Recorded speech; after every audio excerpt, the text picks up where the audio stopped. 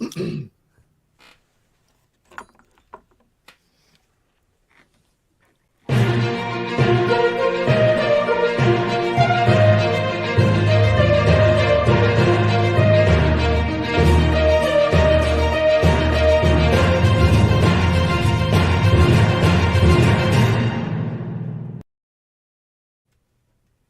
are live on Pop Culture Breakdown, ladies and gentlemen. Welcome to the show. I am your host, Dictor Van Doomcock, and I have gathered about me a panel of pop culture pundits, and we are going to talk about the pop culture highs and lows of the past week. And it's been a hard week for me, folks. It has been a very hard pop culture week for me.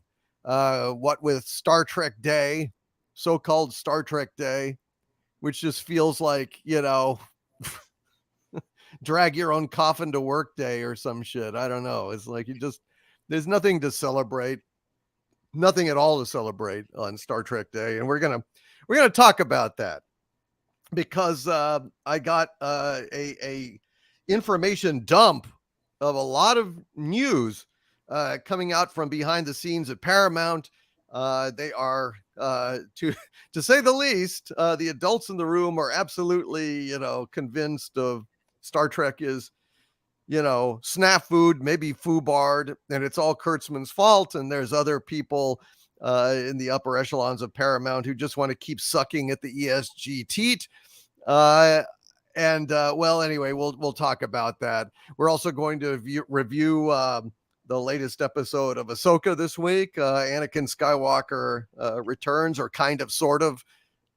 Maybe a dream, maybe a force vision, maybe it's in the world between worlds. They're not very clear on it. Well, we're going to talk about it.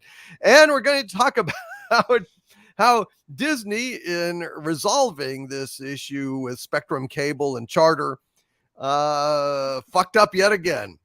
And there's an article about how pissed off people are at the settlement that Disney did. So once again, I fucked up. But let's go ahead and greet our panel of pop culture pundits. We have got Gary Ambrosia. Hey, Gary, how are you, man? Hey, Doomcock, how are you, my friend? I'm not doing as good as you are because I feel like, you're drinking and I'm not drinking. Well, that's a shame. That's a crime. You need. Well, God damn it. Well, I've got my fucking glass here. I've got my I just haven't poured yet. But that's all right. I'll catch up. Have you eaten? I'm good. All right. Yeah, excellent. That makes me feel better then. I always feel bad as I watch you wither and wither and wither, but feed yourself with, alcohol and such. Robert Wright, welcome to the show, my friend. How are you? Hey, doing good. So is your drink, do you have the chalice from the palace? Someone broke the chalice from the palace, but I have been replaced with a flagon with the figure of a dragon, the pellet with the poisons in the vessel with the pestle. The chalice from the palace has the brew that is true.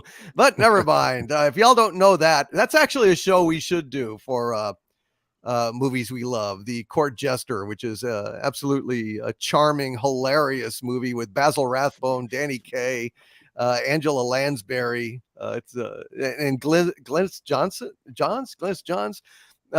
Fantastic movie. If y'all haven't seen it, we should do that one. We should also do the Bad News Bears, by the way. I love the Bad News Bears, and that was suggested to me in email. And that's the original one, of course, the only one, the one and only. Walter Matthau. Douglas Nelson. Hey, Mr. Nelson, how are you, my friend?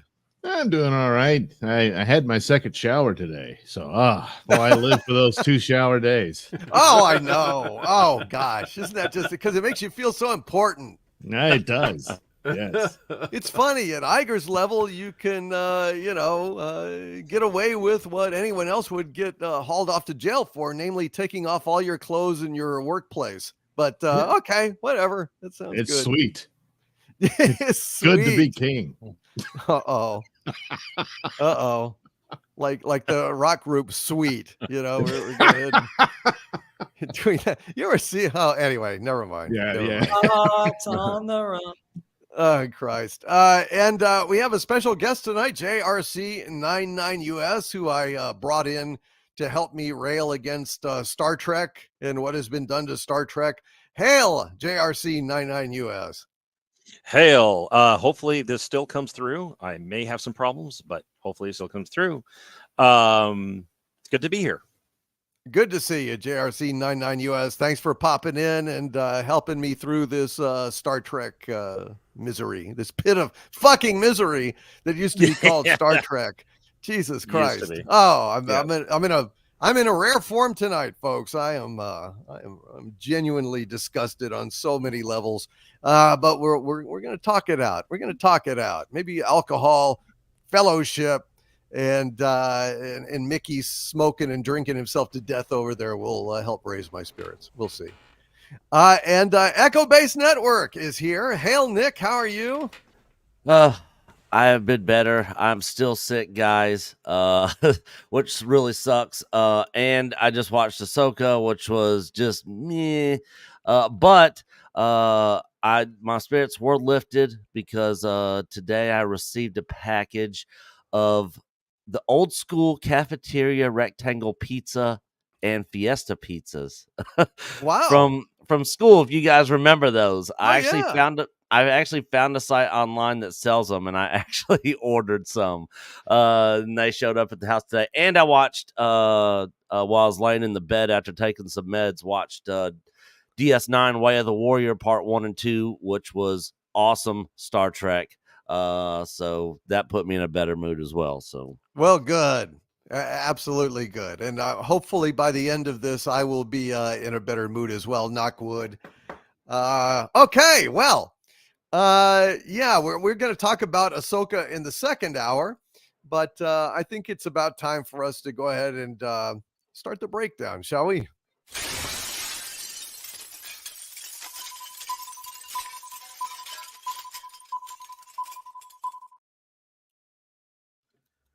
Wow. Well, my computer seems like it's stuttering. Did it stutter to you guys?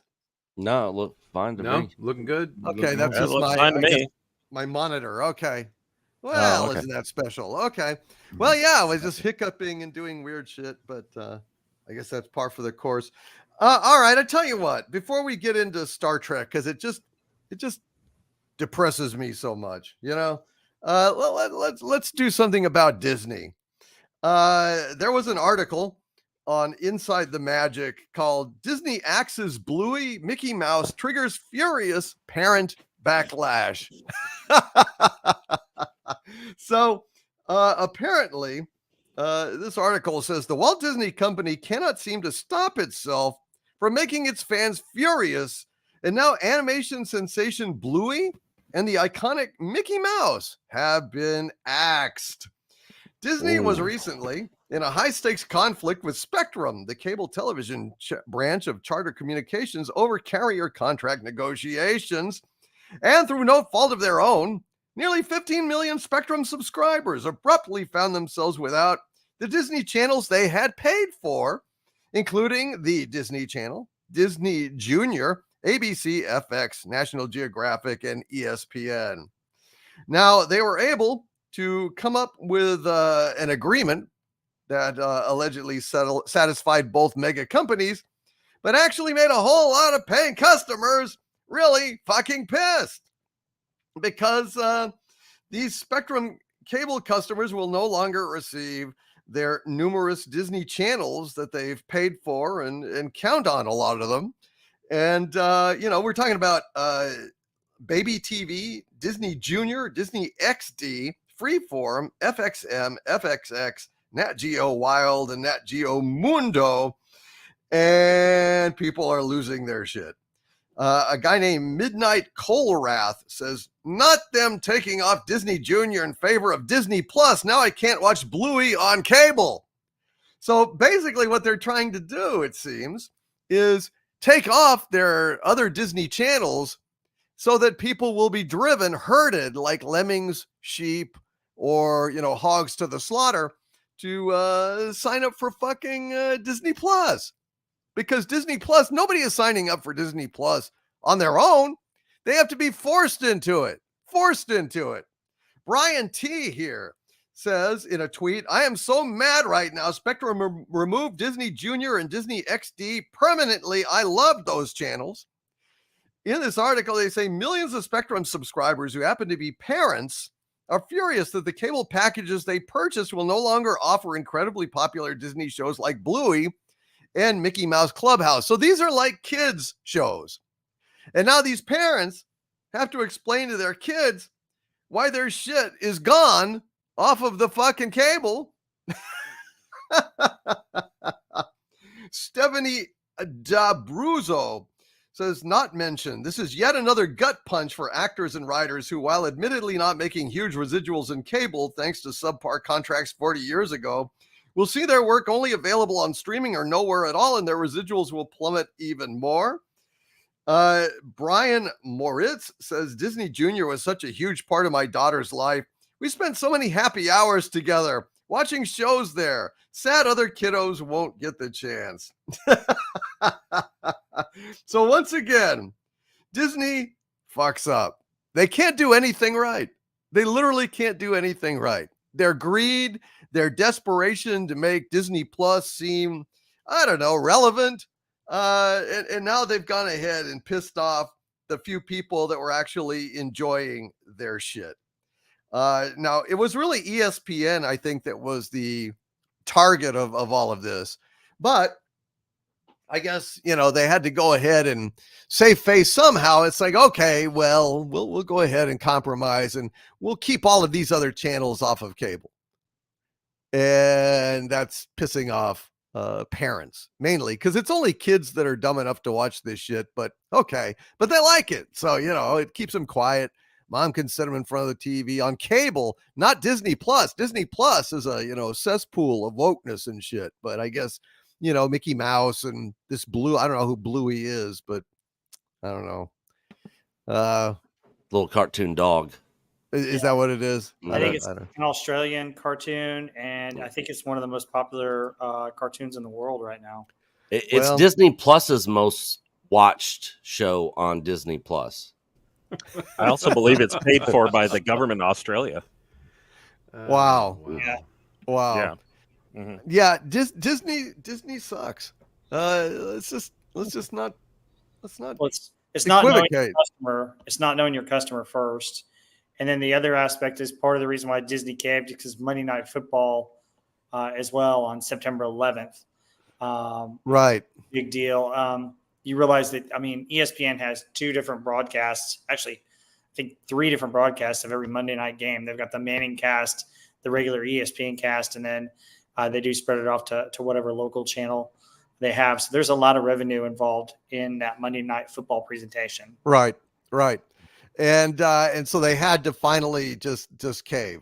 They finally had to cave, but they had to do some kind of symbolic shit, and yanking their fucking, Disney channels off of there was their solution. So they go ahead, and in the middle of the US fucking Open, and at the start of the, big college football weekend, they go ahead and yank all their stuff off ESPN. They yank ESPN off. So that pisses off a lot of people.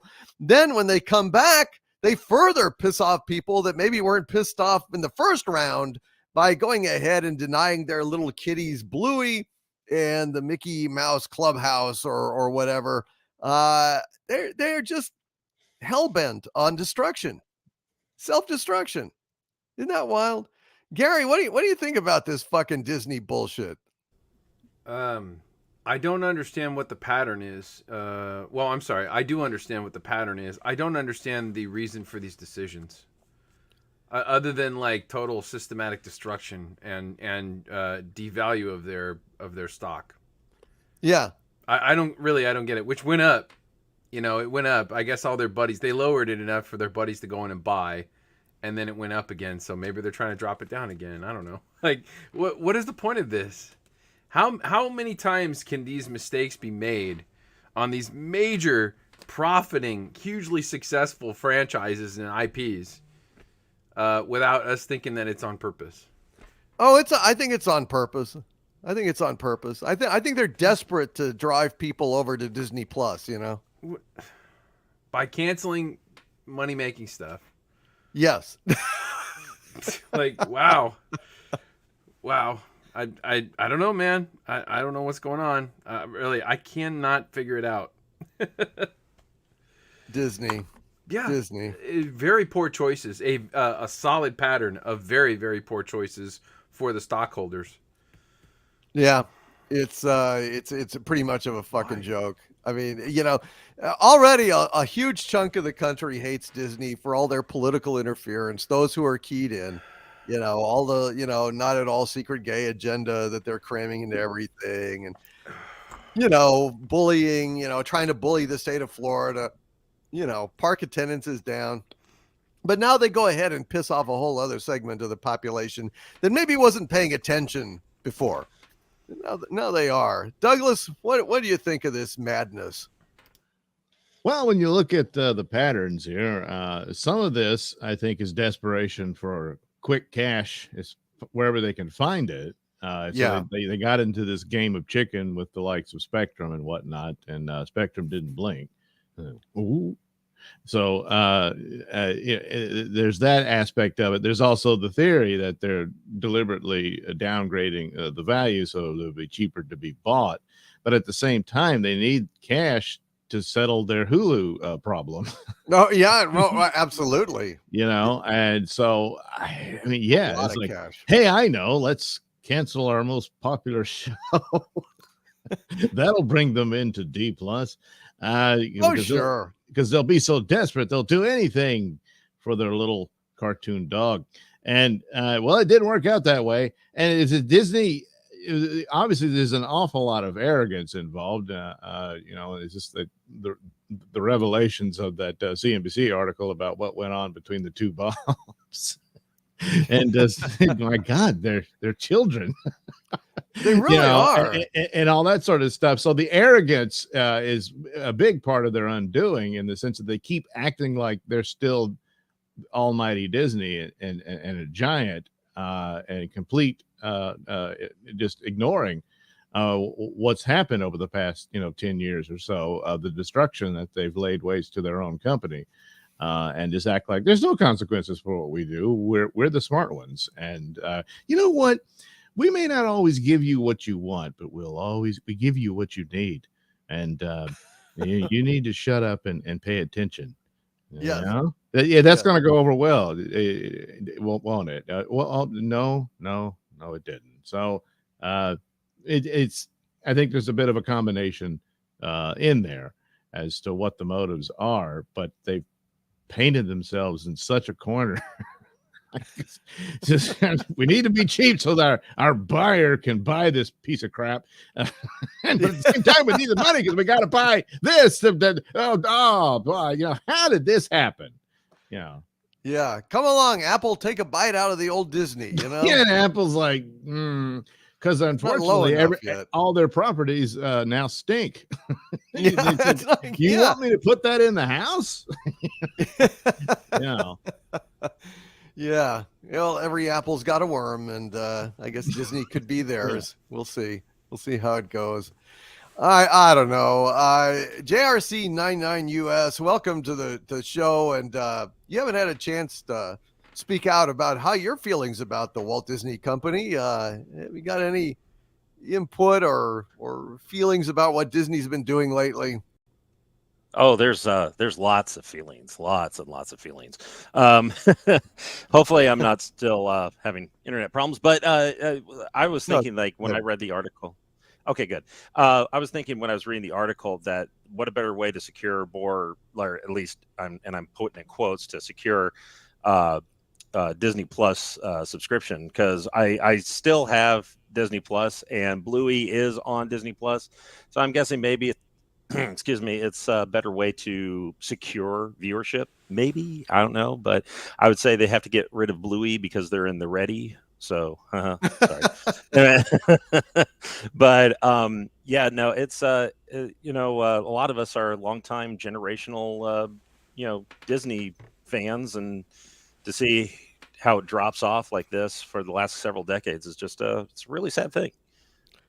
Yeah, it really is. And I mean, things are so bad over there now with the stock plummeting that I did a video just yesterday or the day before talking about that there is hostile takeover rumors in the air now, because Nelson Peltz apparently is really circling and looking to maybe get on the board, maybe even facilitate a hostile takeover by selling his shares. And apparently the rumor is that George Lucas also will sell his shares, and Perlmutter sell his shares. And basically because they're sick and tired of Disney circling the drain here. And that is very bad news for the Walt Disney Company. I'll tell you that. And that's not something that they really want to go through.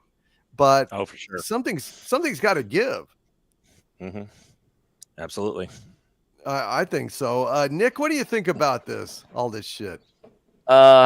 Typical dumb moves by Disney, as usual. The thing is, also, if you guys have been seeing the advertisements going around here recently, they started advertising Disney Plus for $1.99 a month for the next 3 months.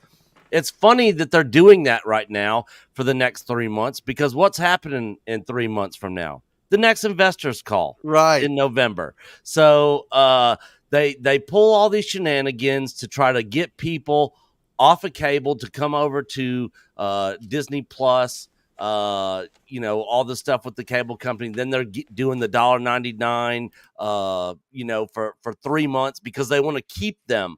They don't want them just to sign up for a month. They're doing the $1.99 for 3 months so they can keep them. So when the next investors call happens, they can be like, oh, look at all these new subscribers we got.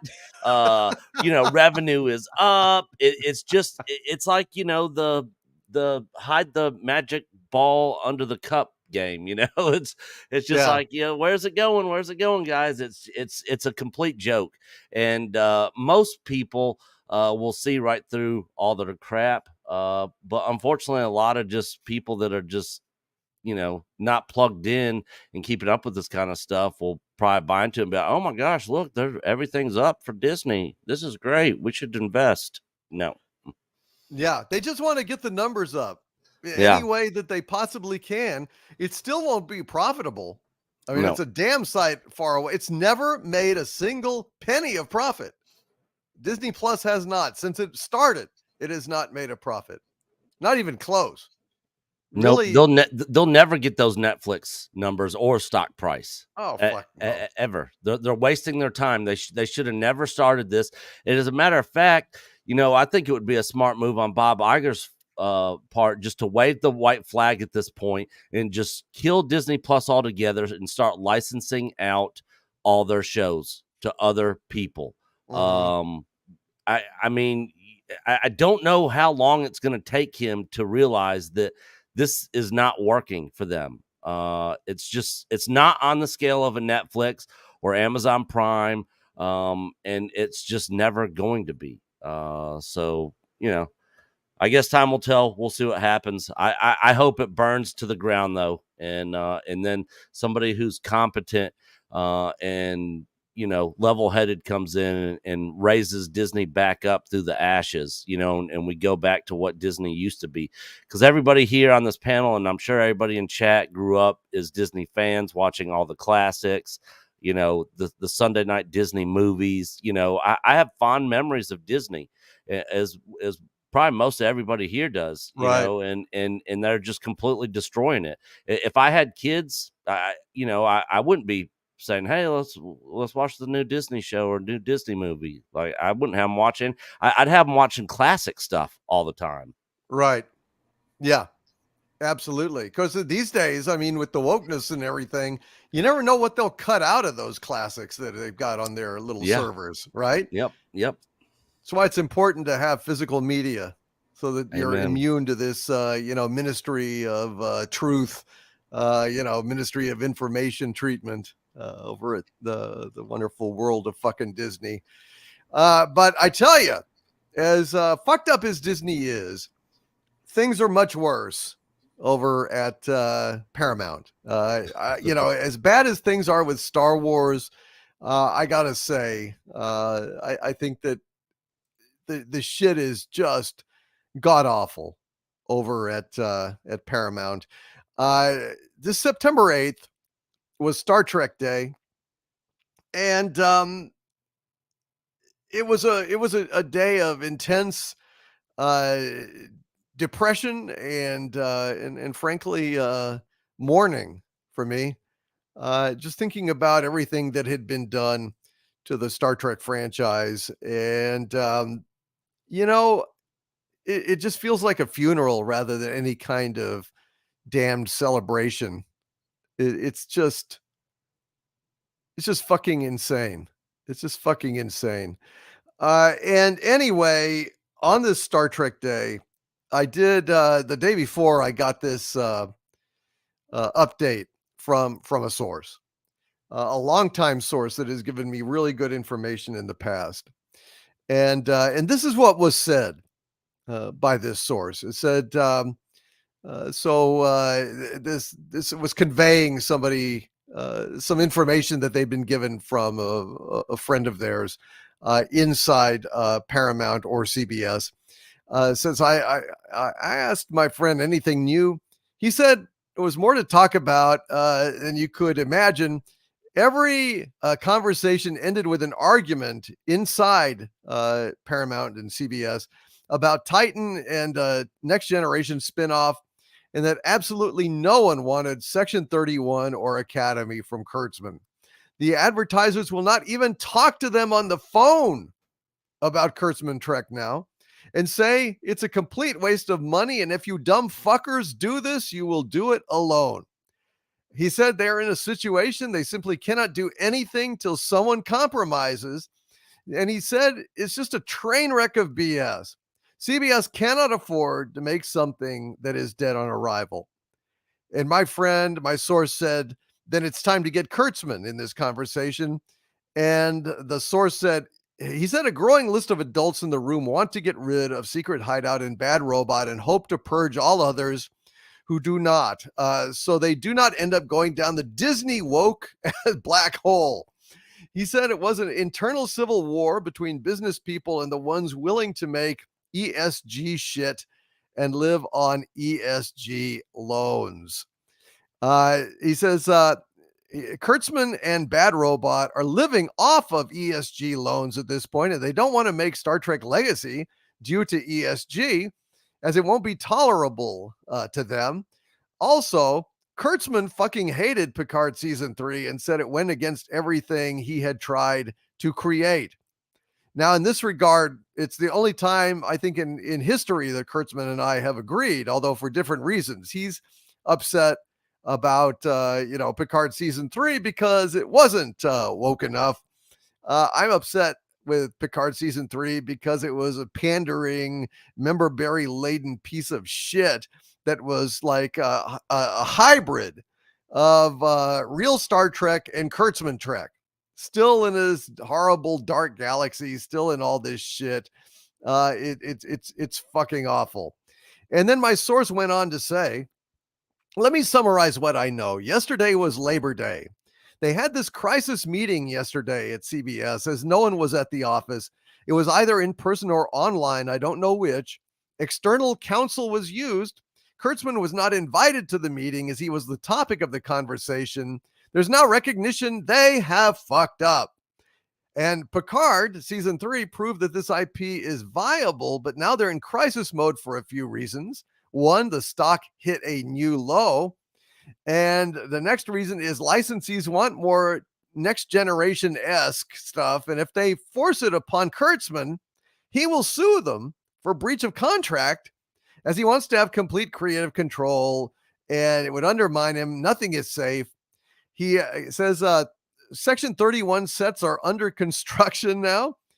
Kurtzman has been scabbing, allegedly, according to this source. Section 31 is also not greenlit, but there's precedent for this because Paramount only greenlit Star Trek Beyond a day before they started shooting. So, anyway, going back to this meeting, they know they fucked up, and they're starting to realize that Kurtzman is the problem. And so they are in a turmoil. You see, they can't fucking move forward because, if they move forward with something that people actually want to see, then Kurtzman will sue them because, of his license. If they go ahead and make Section 31, they know nobody wants to watch it and it's a non-starter, and they'll just be flushing money down the toilet. And so they have paralysis. But the funny thing is, CBS, this is a quote, CBS funded a video proof of concept of the Star Trek Legacy series done without Kurtzman or anyone connected to Secret Hideout. It was incredibly well received, and Kurtzman is throwing a bitch fit. CBS paid someone to do a video storyboard and art and etc. We're talking a 5-minute proof of concept here. Basically, the artwork was done in consultation with licensees and funded by the people who want Kurtzman out. They put up full story arcs, and it looks like a post-Nemesis universe. It would legally be a reboot back to 2005 canon.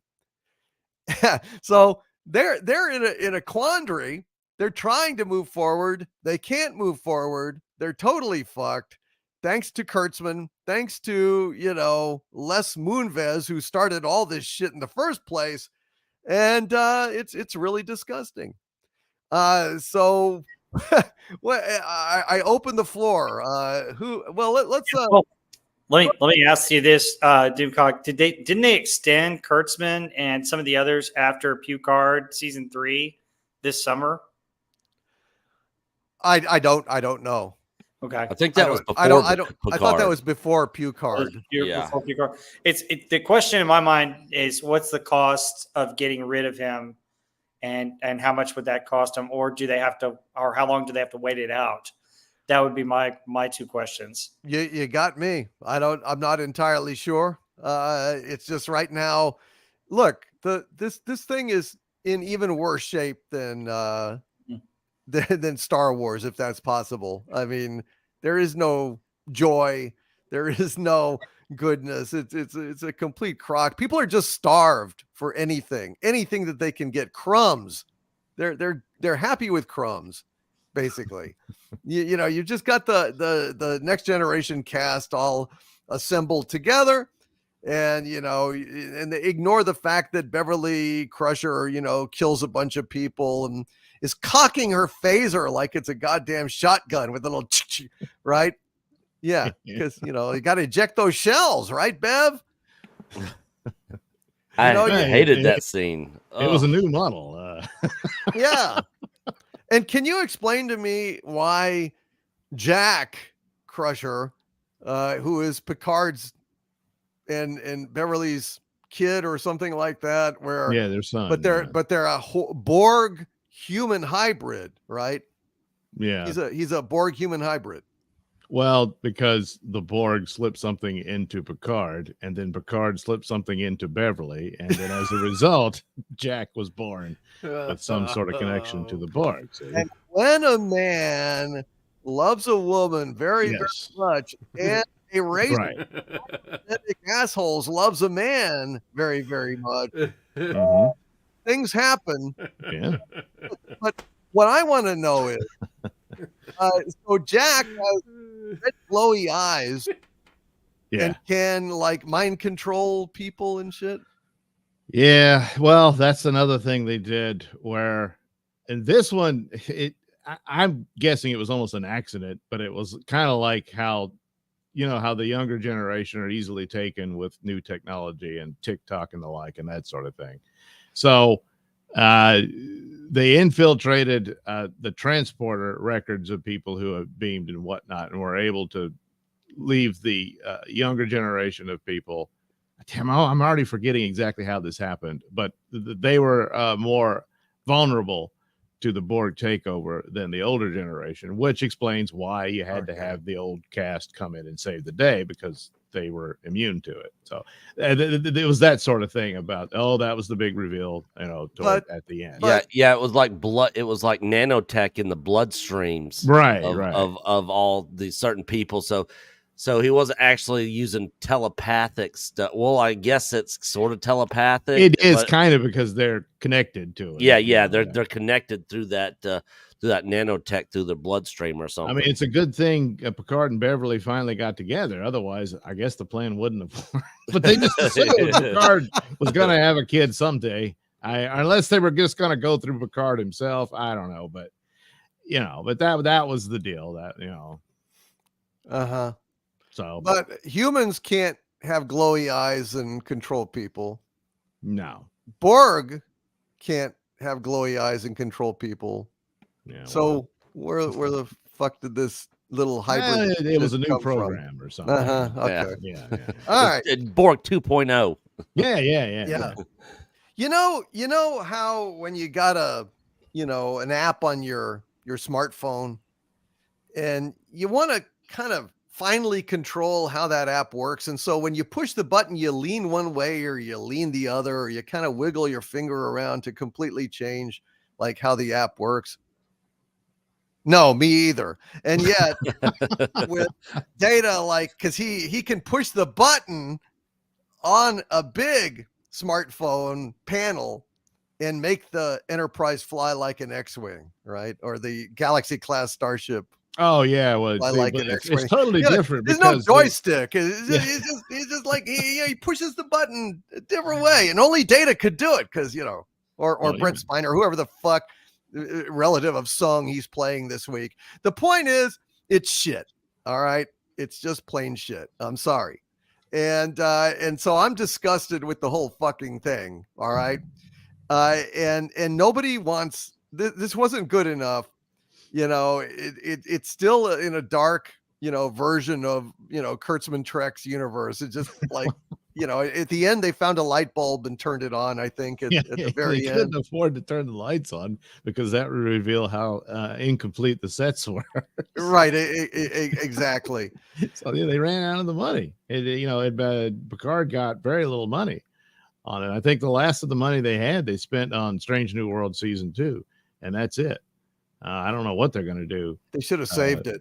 They should have saved the money. Yeah, I know they should have saved it. But even though they really want Star Trek Legacy, and who knows what the ideas were, but the way Picard season 3 ends, I didn't like that at all. What they were setting up for what would be the cast of Legacy, because it's just Jack Crusher and a bunch of women who look down on him. Exactly. Exactly. I don't know what Kurtzman's problem is. Sounds like tailor-made for you. But I don't know. Maybe they had some of the different idea of what it would be and whatnot. But I've really heard nothing leading to that. That's the pursuit. The only announcements, which again probably doesn't mean anything either, was Kurtzman's stuff, his stupid, teenage drama soap opera Academy, and then Section 31 movie. And I guess he said, "Hey, look, I got Michelle Yeoh. She just won an Oscar," and I kind of thought that went a long way for him to survive. But I expect there to be quite the bitter battle in trying to get rid of him, because this is Bad Robot's last gasp. Their one thing they still have. I know, and but it's dead. I don't know how Bad Robot fighting over a business. course. Yeah, I don't know either. I mean, I read that, I just looked it up. Kurtzman was extended in 2021 for 5 years for $160 million, which is pretty steep. So I don't know how you back out or get out of that contract. I don't know what they're going to do, but if they don't get better writing and do things better, Star Trek's totally gone completely. The clips I watched of the Picard show, I couldn't recognize what it was. It looked like Star Trek, but it didn't feel like Star Trek to me at all. No, it wasn't.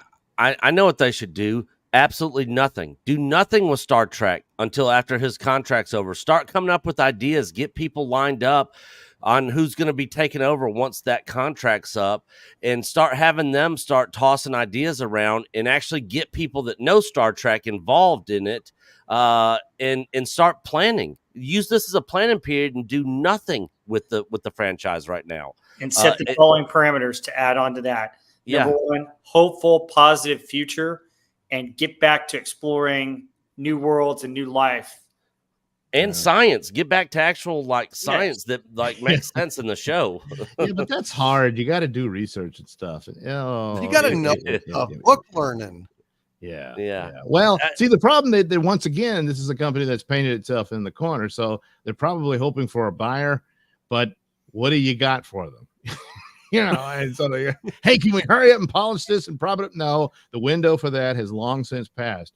And for all the praise Picard season 3 got, that was very too little and way too late. So Yeah. That's the sad circumstances for it. And I don't know how they do this. I got a hypothetical question for Doomcock here. All right. On this subject, if you had the money and you could buy Star Trek and you were the sole owner of it, what would you do? What would Doomcock do, and who would Doomcock get involved with Star Trek moving forward? Shit. Well, I mean, I would basically hire real writers, competent writers, like, and possibly some veterans like Ron Moore or something like that. And put our heads together and come up with something that had solid dramatic structure, hire really good actors, say to ESG, fuck right off and just cast the best actors for the best parts, and completely ignore Kurtzman Trek and go back to the original shows, maybe the original series, maybe Next Generation, and move from there. Basically, I think a brand new crew, a brand new ship would be the way to go.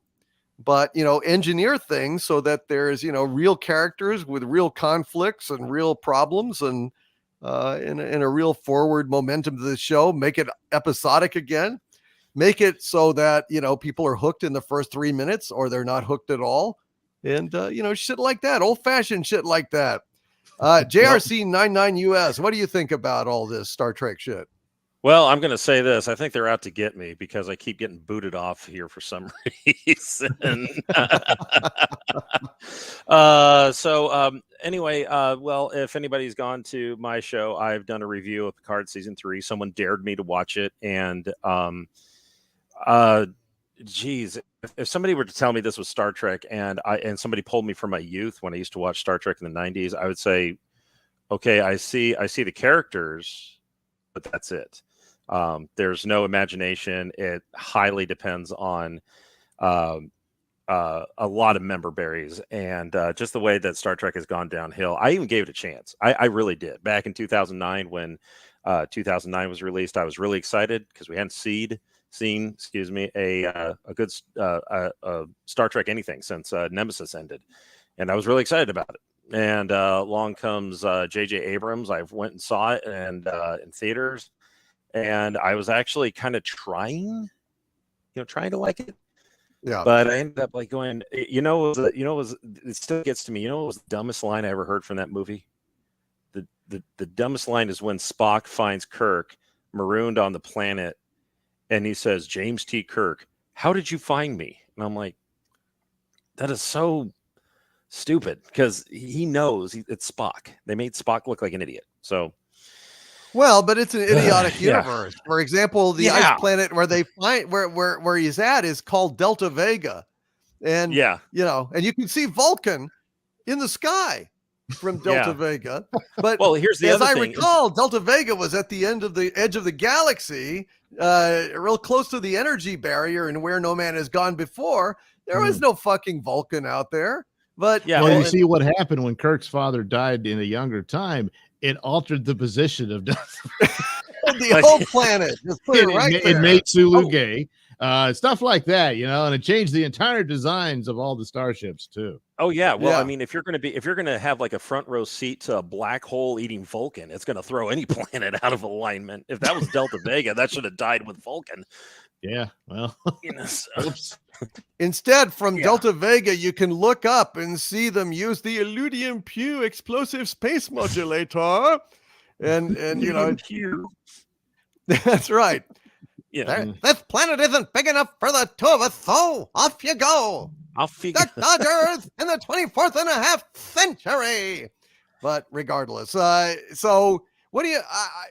There is a desire inside Paramount, with the grown-ups in the room, to try and save something and try to get back away from Kurtzman Trek into 2005 canon. right back in there. Just pick up where it left off. Not with the same crew. I mean, I don't think that anyone thinks they can do that, but I mean, in that universe with, bright colors where they had invented light bulbs, right? At least incandescents, right? Right. Yeah. Shit. At least the fucking Klingons would, put torches on their bridge in STD, but the fucking if I had to Federation give, wasn't that smart. yeah, if I had to give J.J. Abrams some credit, I know. I'm sorry. I'm just going to say it. If I give J.J. Abrams some credit, there was a comic that came out before 2009 was released, and it was like the kind of like the preamble to the whole movie called, and get this, The Final Countdown. How original, huh? And it actually took place where it was right before the star exploded that destroyed Romulus, and they actually get by the Enterprise E. And Data is Uh-oh. You're breaking up, JRC. We're losing you, man. Sorry. Oh, back now. No, it's still breaking up. Yeah. Okay, well, I'll leave it right there. So next. I'm sorry. You got all Cylon-y. Anyone else have Yeah. anything to say about the situation with Star Trek that depressed me immensely before we go to some super chats? I think what he was trying to reference is there was like a comic book that came out that explained what happened on Vulcan with Spock, and I think the Enterprise E was in it, if I'm not mistaken. Well, he's talking about the event of the Romulus being destroyed, Yeah. and it covered that with, I think, Picard and all them were in it and all that sort of thing. How about now? Am I sounding good again? Yeah. A little bit. Okay. Well, a little bit. Well, I was going to say that Data was no. Okay, sorry. Yeah, that's right. They did do a story about Data's resurrection in that. Something. It's been a while. It's just garbage. It doesn't matter because it's it's like, oh well, somebody tried. Well, and then no one else did ever since. So it does. It's just a sad story. It's very similar to the inner workings of these companies with the Disney story about, he said the adults are in the room, and they are.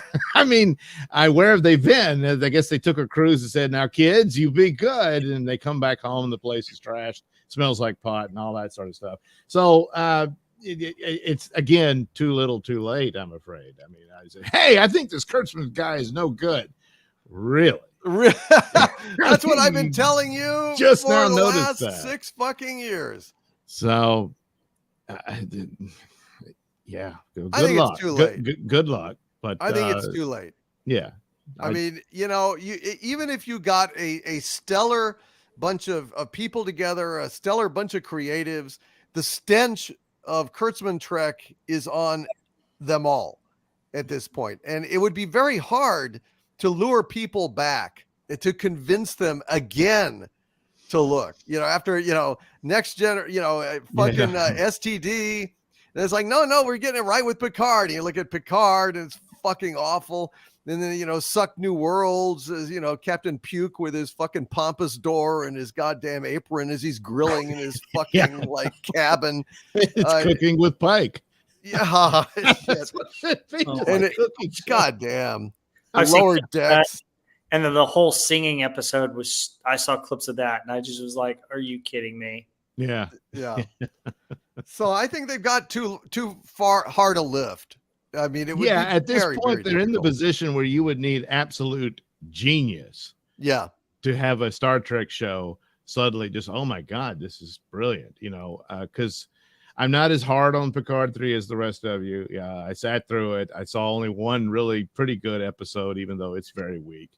But at best, I could say it was adequate space show. It wasn't, it's like, yes, there were the member berries of Star Trek, but that's all it was. It didn't really, the rest of it was trying to be Star Wars again and stuff like that.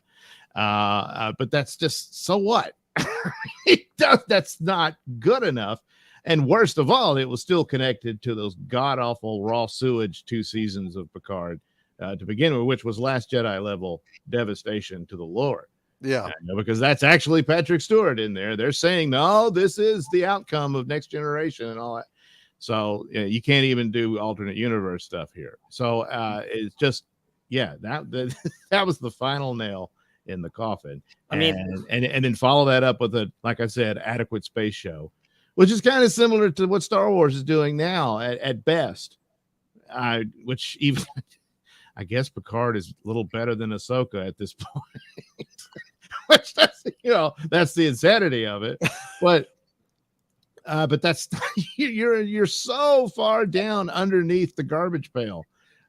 Just adequate space show is not going to do it. And even if you did something that would correct things, you know, narratively, it's just, this is crap. That's not going to bring anyone back. You don't have anyone of quality and talent and skill to do this. No, and it was actively insulting to Star Trek fans. Actively insulting. Even in Picard season 3, like some people I mean, they've got Kirk stashed in a fucking lab or a museum, his body. Awful. Yeah.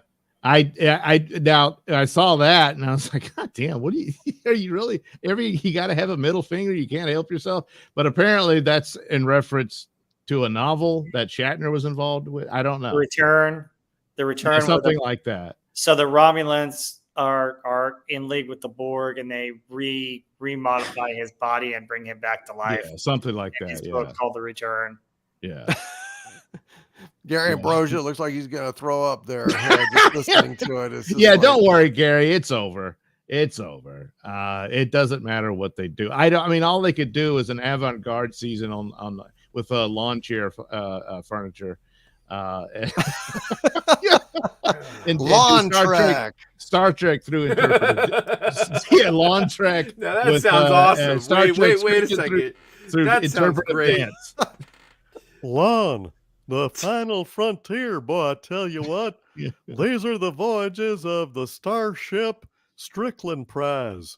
Its 5-year mission to explore fabulous new ways of fertilizing your lawn, to seek out new ways to mulch, to boldly go where no gardener has gone before, namely over on those sickly hedges over on Bill's lawn. I hate those. But Captain, we have no more propane.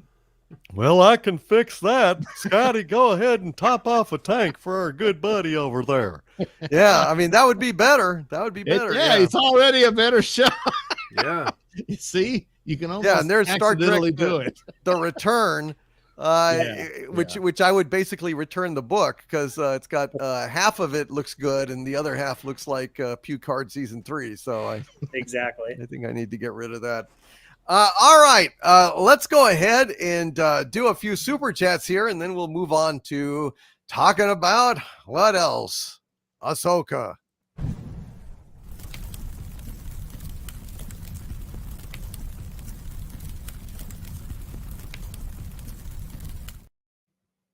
All right, let's go ahead and look at some of these super chats here. Thank you all for your patience. Appreciate you. Morris with a $4.99 super chat. Thank you, Morris. Says Ahsoka member berries are greater than new characters like Reva and the vaunted Wonder Ray, the bestest ever. Oh, yeah. I mean, I would definitely say, look, whatever quibbles that we may have with Ahsoka, it's better than Obi-Wan Kenobi. It's way better than the fucking Disney sequel trilogy. I mean, you know, let's not lose perspective here. The question ultimately is Ahsoka good? And that's a question we're going to, you know, talk about on the show here, but it's sure as shit better than, you know, the Kenobi series, the Book of Boba Fett series, or, you know, fucking, yeah, just fucking awful.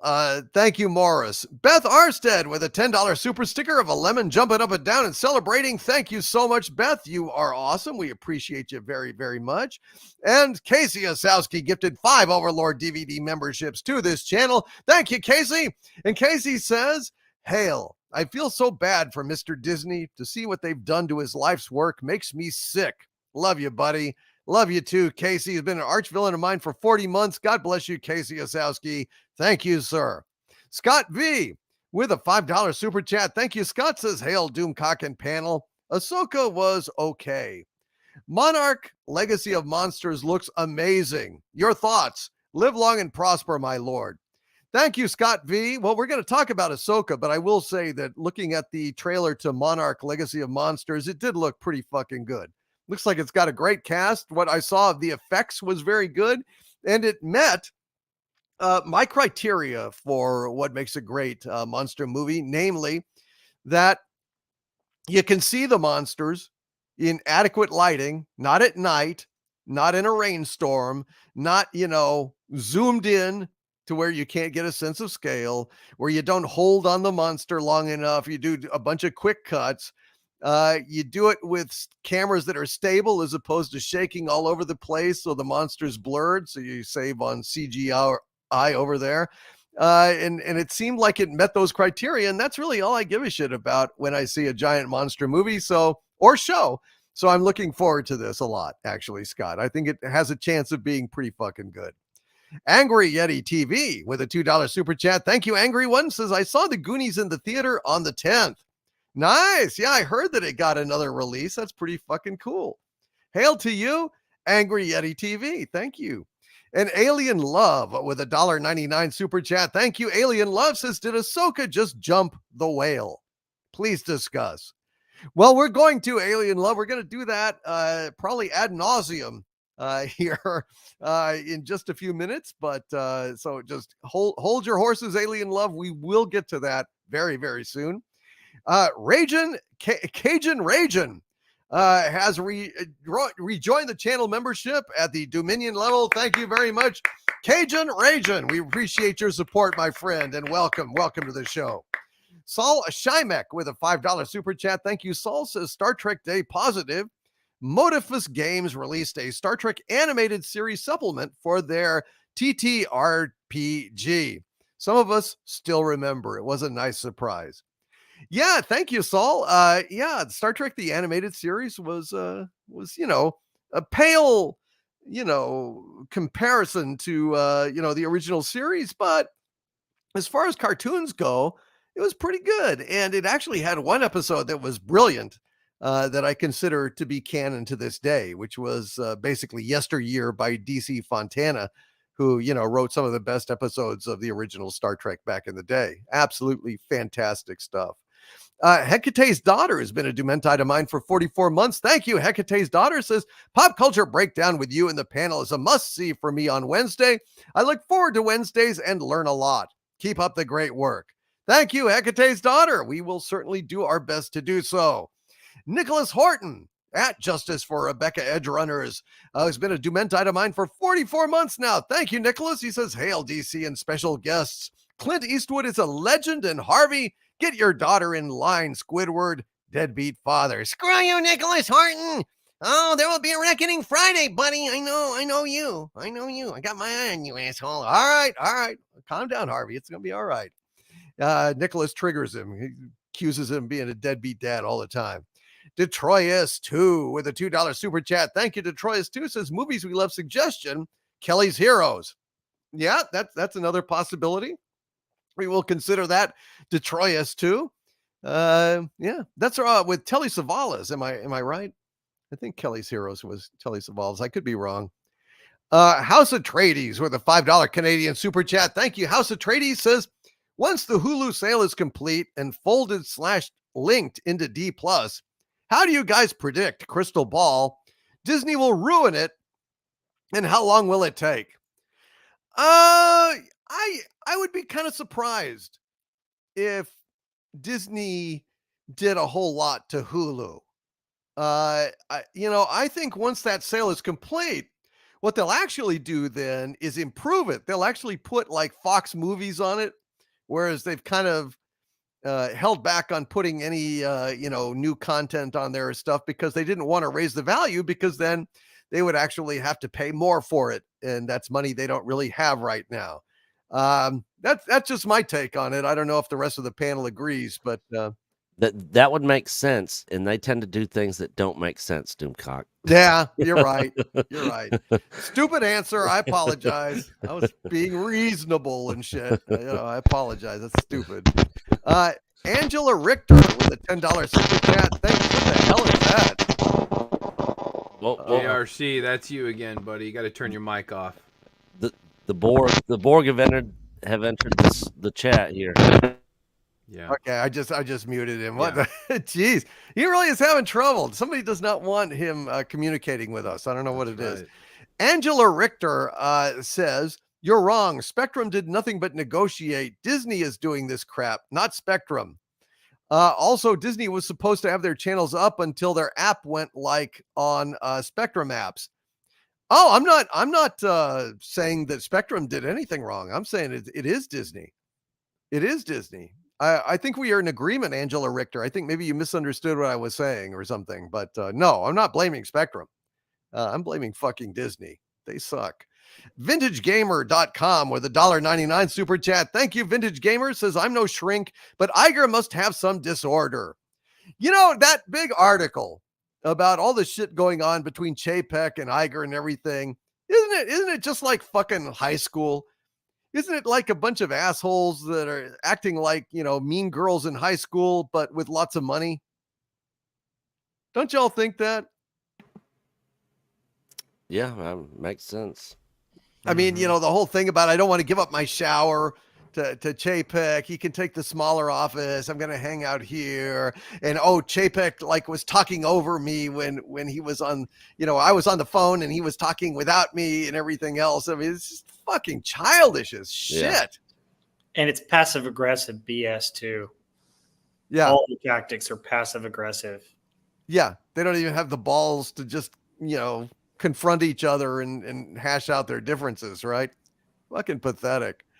Thank you, VintageGamer.com. Anti-Derivative Jill with a $10 super chat. Thank you, Jill. Says, while it looks bad for Kurtzman, it doesn't look bad enough since it seems they want to make more secret hideout Trek.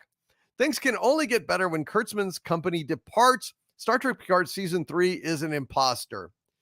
Well, the problem is there's a lot of them want to move on from Kurtzman. The problem is that, they've already committed to this, Section 31 garbage. But they know that nobody wants it. I think they'd like to make a settlement, but I think they can't. It's just a complete fucking waste of time. And I'm not even sure Paramount will be around in another year. I mean, their stock is in the fucking toilet. I mean, it's really bad. And I don't know what's going to save them. I really don't know. I don't think anything can, Jill. I don't think anything can.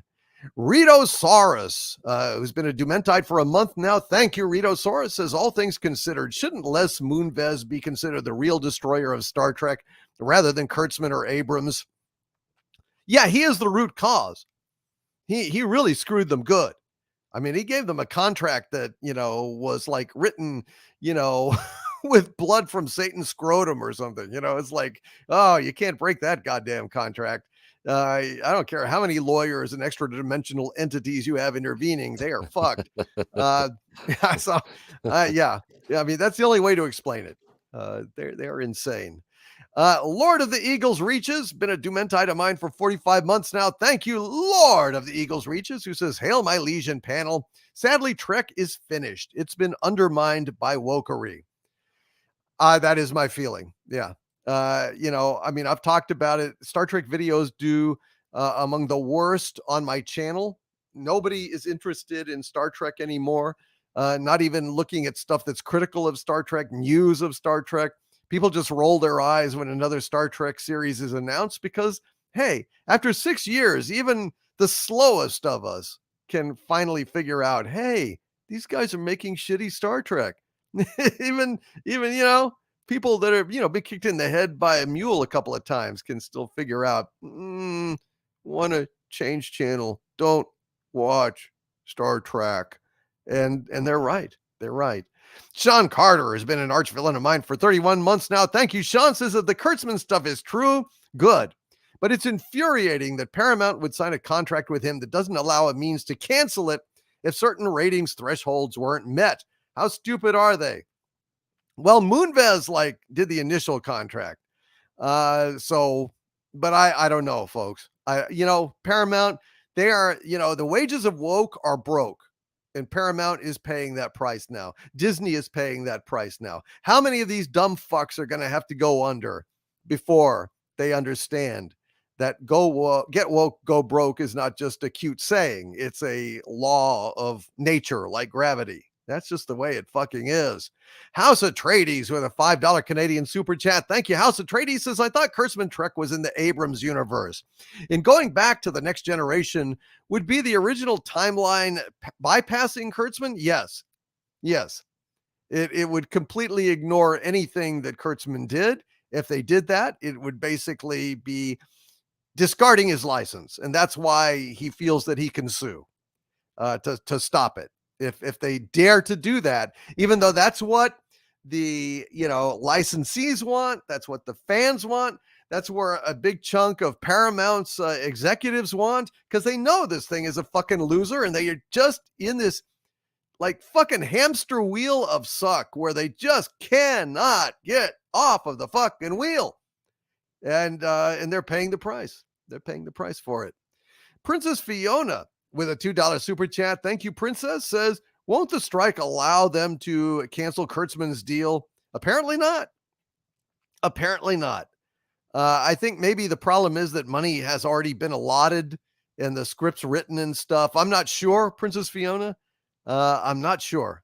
I can't fathom why these dumb fucks are still allowing this clown to degrade their precious intellectual property. I really don't understand it at all.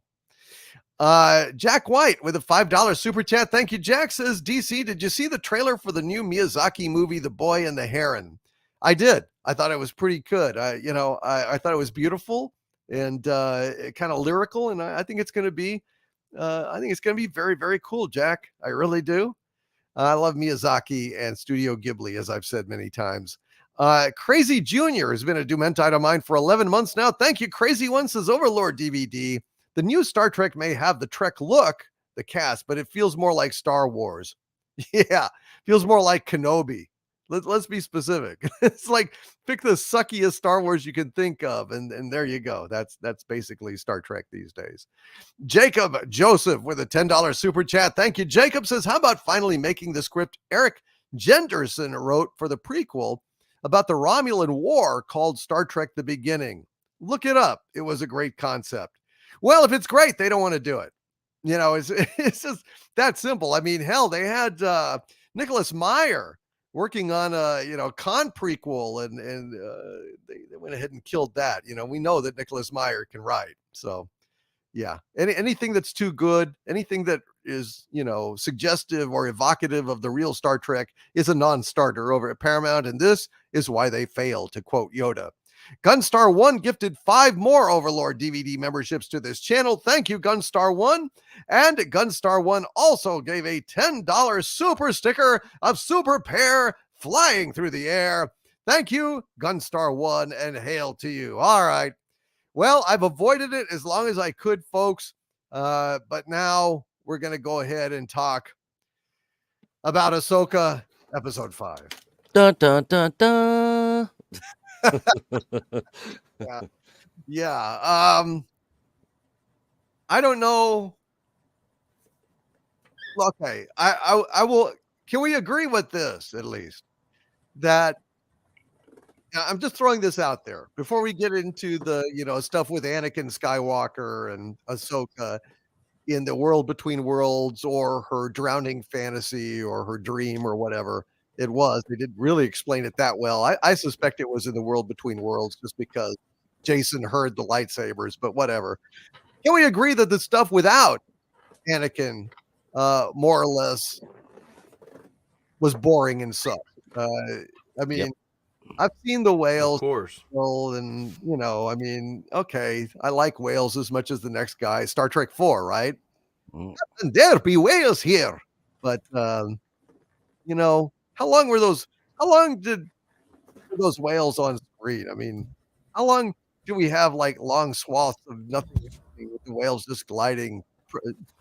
5 minutes, 10 minutes? Yeah, it was long and drawn out for sure. Because I guess the Purgils are member berries, and so I don't know. Only if you watch Rebels, though. Right, exactly. Only if you watch Rebels, but of course, I know what the Purgil are, but and I got the point. But God. All right. Let's who wants to kick it off? Who wants to go ahead, Gary? You unmuted yourself. Go ahead. Okay. Here's my notes for episode 5 of Ahsoka. 6 minutes, 12 seconds. Arms are folded. Was that after the 2-minute recap? That's correct. So I guess it would be 4 minutes and 12 seconds. Thank you for correcting me. Because I noticed that right away as well. I was like, wow. Oh, it's just the way that it goes. I guess some of you guys on the panel here are lucky enough to have a 2x speed playback feature on your streaming service equipment. I unfortunately do not have this option. I had to endure every second as it was filmed. His eyes go buggy as he says this. Yeah. Why is Tentacle Booty Girl leaving the child behind? Take your kid to War Day. She left the kid. She left the kid there in the the little Stonehenge where Rey was standing for 3 episodes, and why? Well, why would she leave him knows they took all the bad guys with them. Right. It seems a little risky, but Chopper was there to protect him. I guess. Oh, okay. I don't. Fucking robot. Okay. Yeah. It is so blatantly obvious that they are not affording Dave Filoni the budget and production value that it requires to create true action sequences that would exist in a Star Wars universe, which would make the show digestible. You guys, every time there's a battle scene, it lasts for like 10 seconds, which in Ahsoka time is really, 3 seconds? So, but I mean, even in the Clone Wars scenes, they're fighting in fog. Massive. You fog. can't see anything. You see a couple of troopers running by and you hear what's going on. There's no production value to this. There's no cool action scenes. We don't get to see any wars going on, any cool fighting, anything. We really don't get anything. There's not even a fucking story, let alone some action set pieces. It doesn't appear that they're giving this guy enough money to do that. Well, unless he just writes that way. It was either the fog or they turned the lights off, Gary. Right. I mean, you want Picard season 3 where it's all in the dark, or you want, you got darkness or fog. Pick your fucking choice. With fog. Don't forget smoke in the fog. Okay. All right, I guys. did catch a glimpse of a armored crawler, highlighted briefly at the end. I'm excited for you. That's really great. At one point, it was basically like a vast, empty soundstage with a lot of fog. Yeah. And some lights from Saturday Night Fever. I think they had the disco floor tilted, made some. Sure. Maybe I'm wrong. I don't know. This is big to me, guys. Remember, I'm a normie when it comes to the Filoni bullshit. This Veil of the Force thing is absolute horseshit.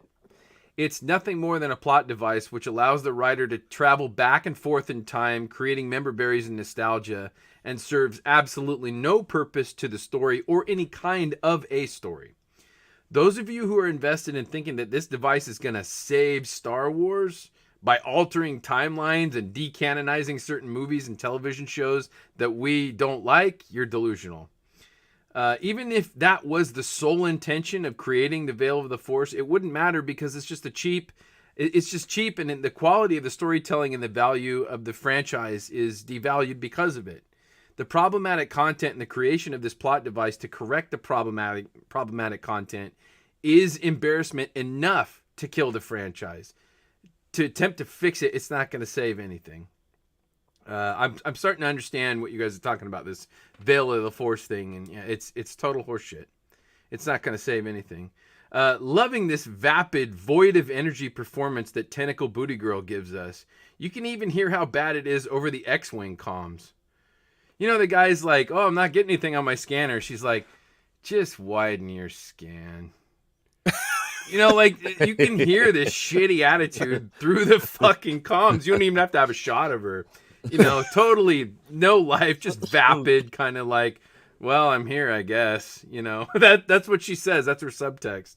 It's terrible. Basically, yeah. Oh yeah. Oh, did they throw Timora Morrison a bone again? Voice of a clone. How thoughtful. He had a line. Aw, he did. God bless him. And Or somebody doing an Getting impression. shafted. It was a recycled line. At Probably. Oh, Probably. you're probably right. They yeah. probably have an AI Timora Morrison voice, you know, and they don't even pay him. You know. Probably. That sucks. He got her, Chomp. How does the kid know that? Like, he sees the ship landing, you know, and he tells the robot, he got her. How the fuck does he know? He doesn't know. It's bullshit. Yeah. Dude. The chopper droid has more life and animation than any of the actual performers in the show, and he only said one line. Wow! I was like, wow, that's funny. Look, some humor. It's got a little head tilt. It's like wow. That was funny. It makes me laugh at thinking that we used to make fun of Hayden Christensen for the necessity of reading cue cards literally over the shoulder of Ewan McGregor. Now when he returns in some stupid knockoff show, everybody wets their little Darth Vader underoos. Like, I don't get it, guys. Why is this a celebration? I don't know. Everybody's all excited. Is that a fucking space squid? Is that a fucking space squid? That's the note. This No, was that's good. Hera. Right. Okay. The space whales have baleen. That means that they eat by sifting the krill and shrimp in the vacuum of space. Right. I did wonder about that. About that. It's a force catcher. It's like a dream catcher with less feathers. And my final note, guys, Ahsoka, girlfriend, no. Fashion faux pas, we do not wear white after Labor Day. Yeah. That's it, guys. This is an abomination. This is fucking torture at this point. I'm really getting pissed off. It's really getting hard to watch this shit. I got a lot of normie friends that don't watch this show. They don't, you know, they're just Star Wars people. They're not fans or anything like that. They're normal people, and they're saying the same thing to me. Multiple people are saying the same exact thing that don't know each other. I'm telling you, this is across the board garbage, and I don't give a fuck who's defending it at this point. Well, let me just say what I said on Twitter. I did like a kind of a capsule short review. This is what I said. Disney Star Wars aspires to be mediocre, but rarely rises to the occasion. Tonight, Ahsoka achieved mediocrity. Best episode of the season. Well, half an episode anyway. Congratulations, Disney. You made it. And then I elaborated a little bit. It was good seeing Anakin again. If only Anakin had some kind of actual plot relevance, it might have been great. But it was just a near-death experience, possibly in the world between worlds, that had zero impact on the story, and that is bad writing. And that is essentially, you know, Hayden Christensen was fine. He did a good job. You know, the lightsaber battles. Look, the whole thing about lightsaber battles, folks, is that if there's no emotional stakes, if there's not a clearly understood like means to the end or an end goal or something, then it's just people banging some fucking sticks together. And that's just boring. We have seen, it was exciting in 1977 and 1983, but it's boring as shit now. If you do not have a clear grasp, like for example, if Ahsoka had been, you know, defending the last Force crystal in the universe, and somebody is like fighting her, who's then going to go and destroy it and kill the Force, well, maybe that's a little bit more of a, you know, incentive, but they're abstractly, you know, kind of friends. He's training her allegedly or something in something that looks like the world between worlds, but it's actually underwater. If it's the world between worlds, then how can Jason hear it? He must have really, really good Force hearing or some shit. He's super Force. I don't know. But there's nothing at stake. There's nothing being advanced by Anakin appearing and fighting it out with her. Actually, the best thing of it was when Ahsoka was a little girl And there was actually some, well, it was bizarre that in the middle of a battlefield, they have this long conversation. It's the longest conversation that Anakin and her have, as far as I can tell. And the kid was actually very good. I liked the kid a lot better than I like Rosario Dawson. The kid actually was acting. I mean, you could tell the kid was acting. The kid was involved. The kid wasn't, too cool for school. Never once did she fold her arms, right? She did, but she did. Yeah, you're right. She did fold her arms. Did she once? Okay, Yeah. I didn't. Yeah. Maybe I was just so grateful to see somebody actually acting that I was looking at her face instead of her fucking arms for a change. But okay, but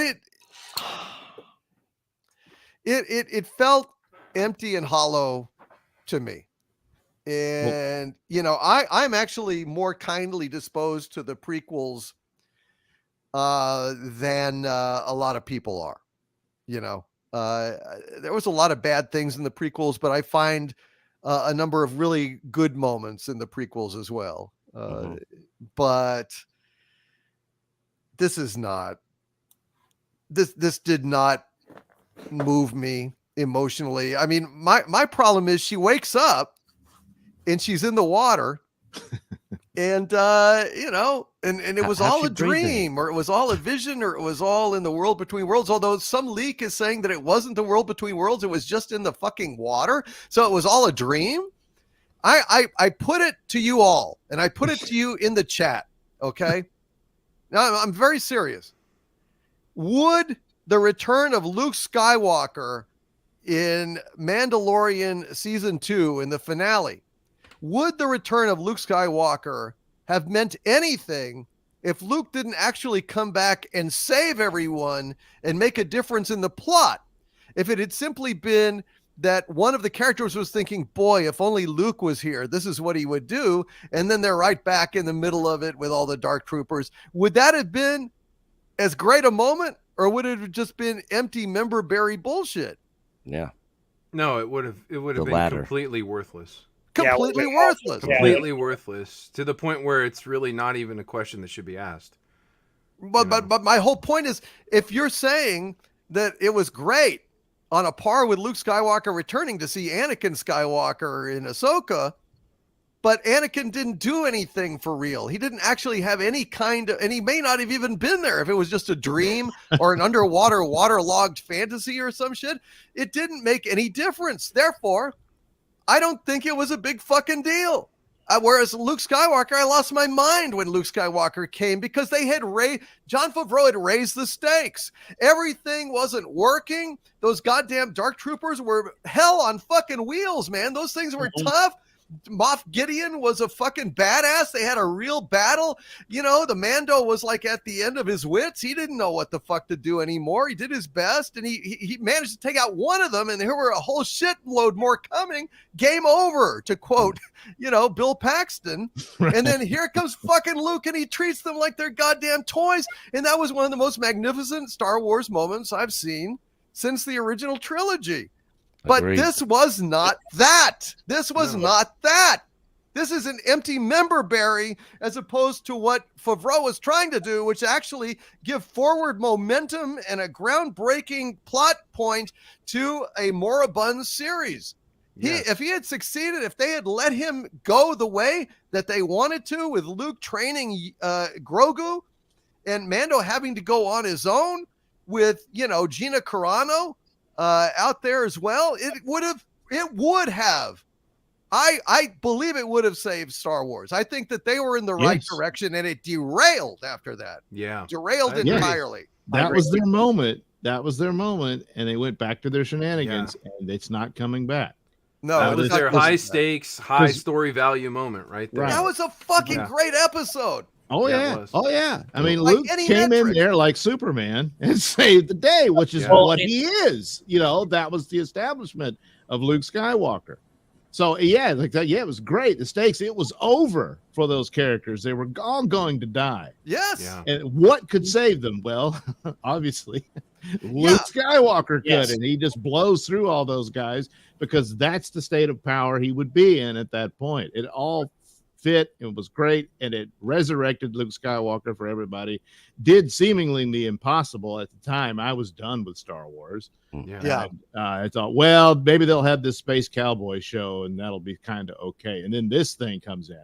I'm like, holy crap! This did the impossible, but had to sabotage it. You know, here it was super okay, you got simple, Anakin too. Skywalker. You got Anakin right here. What is the point of him in that episode? There isn't one. You know, well, look, he had to convince Ahsoka to choose life. Ahsoka wasn't depressed. There's no build up to this. Like, she's so broken at this point that he had to come in from the dead to save her. Yeah. Then it would have made sense, but they didn't do that. She spent the last 4 episodes standing around with her arms folded, looking smug. Well, that's the fucking. You know, he's just there to say, "Look, there's Anakin. Isn't that cool?" Well, yeah, but that's the fucking thing. It's like, you know, there's no reason for him to be there. What a, you know, somebody was saying, well, Ahsoka, you know, I mean, she had to find the will to live again, and he gave her the will to live, and I'm like, she doesn't need that. Let's just be clear on this. So Reva gets run clean through with a fucking lightsaber and lives. Sabine gets run through by a lightsaber and lives. Ahsoka falls off a cliff into some water, and it's like, I'm done, guys. I'm done. Well, which is odd because apparently she can hold her breath for a very long time. Yeah, they didn't set this up at all because, like, you've got Ahsoka, and I'm hearing all these things that she feels all this guilt with Anakin and all this stuff. It's 5 years after Return of the Jedi. She's already met Luke Skywalker, so you don't think that they talked about Anakin and how Luke redeemed him at the end? I mean, you didn't even set this up during the Ahsoka series. You could have had a scene where she's meditating and you see that she's feeling bad about being a teacher and she's feeling regret from leaving the Jedi, and she has some of these depressed feelings pushed back in her, and then the fight with Balin kind of brings him out, and then she falls off the cliff and goes in this. You didn't even set that up, so we don't even know what her mind state is going into this. Yeah. And if that were the case, we would have need to see her lose the will to live in order to gain it back. Right. Yeah, But we never saw any of that. We never did. So again, she's not a broken character at this point. they can make up all this bullshit reasons as to why this guy showed up and why they, brought him in. He says all these cryptic things, live or die. Okay. What the fuck does that mean? And then, like we're saying, yes, you can literally say that to anyone any day of the week. Man. Live or die. I mean, you can say that to anyone. Kirk. Yes. It's almost as if the script is what do you call it? A scrapbook. They just mix and match and cut shit. A bunch of scenes they think, hey, this will probably look cool. Well, yeah, but you gotta actually write that and set it up and everything, and you didn't do it. Then it ends on the robot is the only smart character in the whole series who states the obvious. Are you sure this well can get us to where we're going? She's like, I don't know, maybe. Clever and brilliant on her wife. No, it's stupid. And then right after that, she promises Hera that she's going to find him. How can you promise that, you dumb bitch? You just said you don't know if they even know where they're taking you. You don't. It's just like, oh, we're going to go off on an adventure. Maybe we'll end up where they're going. Maybe not. Well, better than just sitting around going nowhere. What are you talking about? What's going on? That 3 episodes ago. Nick, man. if you look at that scene, it's a complete reconstruction of The Empire Strikes Back. When Lando's in the Falcon and he's telling Leia, he's like, don't worry, we'll find Han. It's exactly a shot for shot, moment for moment, the emotionality. It's exactly a remake of that scene. Yeah, right out of the scrapbook. Yeah. Yep. I didn't even think about that, but now that you mention it, Watch it again. Even the shots are set up that way. So I want to go back real quick. One other thing that people are saying online about this, Ahsoka the Gray versus Ahsoka the White. And I'm sitting there going, no. Gandalf sacrificed himself for the rest of the group. There's a huge difference between Gandalf the Gray becoming Gandalf the White with his sacrifice versus Ahsoka the Gray versus Ahsoka the White. And she went white in Rebels already, so now she's just doing it again. That's the problem. Rebels. Just changed clothes. It's another outfit. The other guys, as a normie. Took a shower. As a normie, what the fuck is the difference between Ahsoka the Gray and Ahsoka the White? What the fuck I does have that no mean? idea. That's the problem. One It's just- uses Tide Pods. Look, Yeah, right? look, fucking Gandalf rode down on a Balrog and took on a Balrog to become Gandalf the White. He didn't just take a bath. Yeah. All right, and that's what Ahsoka did. She took a fucking bath. She was Ahsoka. She was Ahsoka, and that's like the qualification. Come on, now look, Valkyrie's messenger in the chat here is making a point that other people have made, like online and stuff, and I want to address this. Valkyrie's messenger says no. Anakin teaches Ahsoka to fight when fighting is necessary. Wasn't she already? Haven't I doing that seen anyway? Ahsoka fight a lot of times? Yeah. In episodes 1 through 3. There's no setup that she kept refusing to fight. There's none of that. Exactly. Yeah. Yeah. If that were the case where she kept, I'm done with this. I'm not fighting anymore. And she has to be brought back. Says like, Ahsoka, sometimes you just got to. And okay, that would work. That's not what happened. Yes. And that literally could have been like one fucking line. Yeah. I'm done with this, guys. That's all I had to do was add that in. And then we would at least have the idea of a setup of it. And then we could make it believable. They show where the girl outacts Rosario Dawson. The other aspect Literally, of she's that- like all upset because she led all these clone soldiers to their deaths. And that's, but it doesn't work because you're not putting her in the position where this broke her. Yeah. The other aspect of that is that they're talking about the different Jedi codes and what her loyalty to the Jedi code was. So they're guardians of the peace, and now they're warriors. And Anakin's explaining to her, well, you came along at the time when we were at war, so we had to be warriors because of the galaxy needed us to be warriors, and that's part of the point with this. The problem is that it's so disjointed because they didn't set it up very well, because you don't know what Ahsoka's mindset or what she's going through internally coming into this. So you can't really get a grip on. It could be a billion different things that Anakin's saying to her and trying to train her because you didn't set it up correctly. That's the whole problem with this. Right. And that's like with the one final note, and then we got to let Andy talk. Yeah, Andy, good to see Andy Masterson. World Between Worlds. It's like, to points that Gary made is like, this is just a tease of that element. I guess because, the little boy, Jason, heard the light, so something actually did occur rather than she just dreamed it, unless he can hear Ahsoka's dreams. But anyway, he was listening to the lightsaber sounds. Right. So that something did indeed happen, and she really did encounter the spirit of Anakin and all that. But it's just a tease of the World Between Worlds. And at best, you get a wink and a nod to this aspect of it. And as far as a complete retcon of the sequel trilogy and whatnot, I'm extremely dubious of it. But at this point, from what the quality we're seeing here, where they won't even allow Ahsoka to have a good show. They could have, right here, we're talking about this scene. It doesn't make any sense because they didn't show her in the position that she would be in to receive this lesson.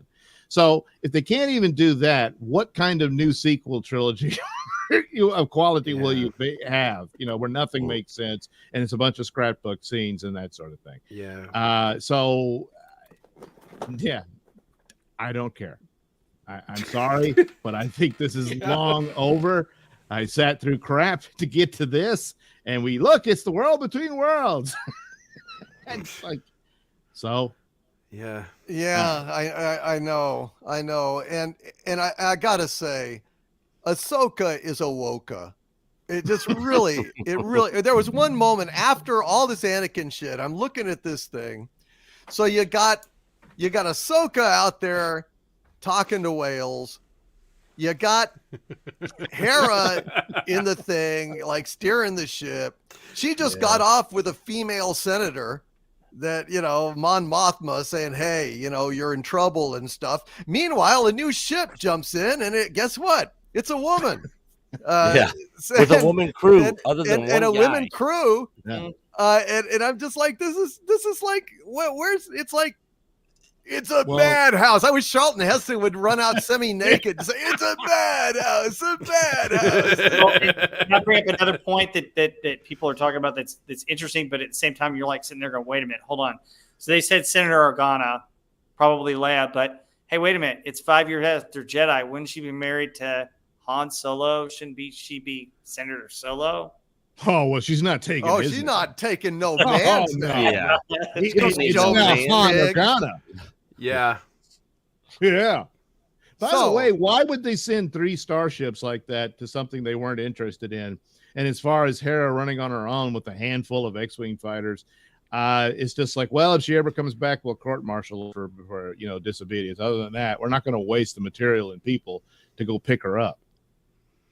Yeah. Yeah. You It know? doesn't make sense at all. It's like they're trying too hard to make like an imperial tension in the. They wanted the conflict, and they wanted the back and forth between the female commanders and all of that. So Yeah. After communication with the space whales, Doomcock, I was expecting Ahsoka to say Gracie is pregnant. Right. The funniest part was that was would've the been light good. the light speed coming out of the whale's butt. Dude. Oh wow, yeah, it's just Man. like they're really gassy, I guess, and they're able to. a lot of beans in space. So Those Dude. poor whales are starving. They're trying to get krill from the vacuum of space with their baleen, little teeth. yeah, I mean, that was a big mistake. When I had him open his mouth, it should have just, Dude, I don't know. It should have. it was so what if he stupid. swallows? It was terrible. Or Robert Jesus. Kraut in the chat had a great observation and a great question. He said, "She might be Awoka, but are you still Awoka when the credits roll?" And the answer is no. not Noka. really. So Yeah. there was one small part of the credits where you did hear Leia's theme for a brief moment. Yes. Oh well, that's Oh, I think what a so nice far. little tear jerking member berry. Yes. yeah. Remember Yeah. this? Boy, Balin and Morgan are pretty stupid, huh? All they had to do was hitch a ride for some whales. All that trouble they went through to get the hyperdrive and the stupid map the and- Rubik's sphere. Andy, gonna what get do you think of this shitty episode? I have notes. Okay, Oh, go ahead. I was happy to see that no one had to affirm the ladies and tell them how awesome they were, so the audience knew that they were awesome. That Okay. was. I did notice that, like, Ahsoka, when she was a young girl, like, had crossed her arms one time to practice for the future. I did see one guy get stabbed through the midsection with a lightsaber, and I was wondering if he survived or not. He was a guy, so no. Yeah. Oh, I Lord. thought the same thing with the baleen things in the mouth for the whales. Like, I don't know what the hell they eat. Which again, Filoni stole that idea from Marvel Comics because they did that back in the 80s with the X-Men. Had the space whales that flew at hyperspace. And it was a shitty idea then. But at least it was a comic book. And Dave Filoni here, like, somewhere there's somebody that knows how to write, but Dave Filoni is not that guy. There's some things in here they want to happen, and they arrange the plot to make sure that those things happen. Did anybody not see those whales and say, "Oh, look, they're going to use the whales to get there"? Like when they first showed them, like, and if you knew what happened in Rebels with the whole, which I think I saw that one time. They're going to take the whales there. Like, now, why is it you've got all these whales, and there's Ahsoka being Dory, like, can you give me a ride? Not me and my friends that I might need some freaking backup with because I got the Jedi droid. It's okay. I'm going to go with myself against the 2 Sith Lords or whatever the hell they are now.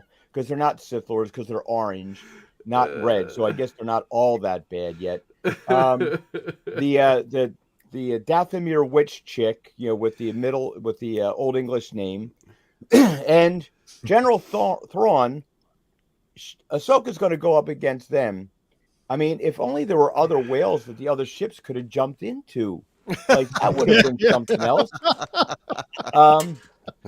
And the little boy there, I'm sitting there waiting, like, and how the hell did Hera become force sensitive? Listen, Mom, use the Force abilities that you never had, and you can hear the lightsabers too. You Now- too can be a Force sensitive in one easy lesson. Oh, Yeah. remember, because Sabine has the Force, everybody can use the Force at Yeah. some point. That's right. No, All the clearly girl Oprah, bosses have the Force. Clearly, Of course. Oprah All of is them. writing this. She's like, and you get the Force, and you get the Force. Well, and you remember get how the Force." Ahsoka could just like rotate or like have the camera rotate around her one turn, and she knew everything that had happened. She just knew it. That's not a Force Which she power. does again just in this knew. episode. Oh yeah, this stupid thing where I marked that She as one just of the knew. Oh yeah, you did this and this and this. Okay, I'm all up to date now. I just need the See, camera to we're rotate smart. around me slowly once. She just Sabine doesn't left know her where they're helmet. going. Sabine left her helmet. She could have put something in the helmet to indicate that she went with them, and that could have been your plot device rather than her saying, "Oh, I'm using the Force on the key, and I can read everything that happened after I fell in the ocean." Just dumb. Or just use the world between worlds to go back in time and stop Balin from winning. There you Oh, go. but she can't do that. Yeah, but apparently she has access to it. Maybe she ought to figure that out. It would have really been good if Anakin had actually been there. I mean, that's my problem. It's like Bobby Ewing or something, like in the shower. In the It's just like, shower, yeah. fuck this. Well- So it's all a dream, or it's all a vision, or it's all bullshit, is what it is.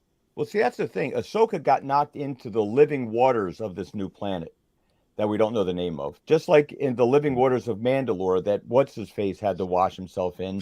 Apparently, taking a bath is the solution to everything in the new Star Wars.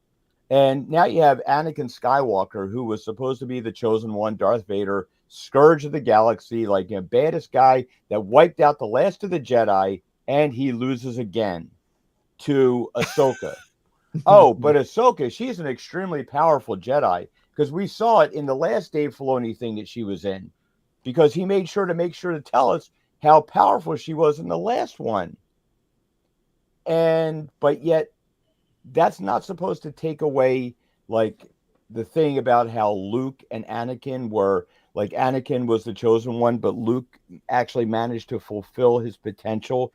And the rumors that were going around when the sequel trilogy was going to come out, and we heard all these things about that there's going to be scenes with Luke like ripping Star Destroyers out of orbit with the Force, which never happened. We just got him tossing a lightsaber and quitting and evaporating because he made a long distance phone call with the Force. Yep. Man, those long distance charges are a bitch.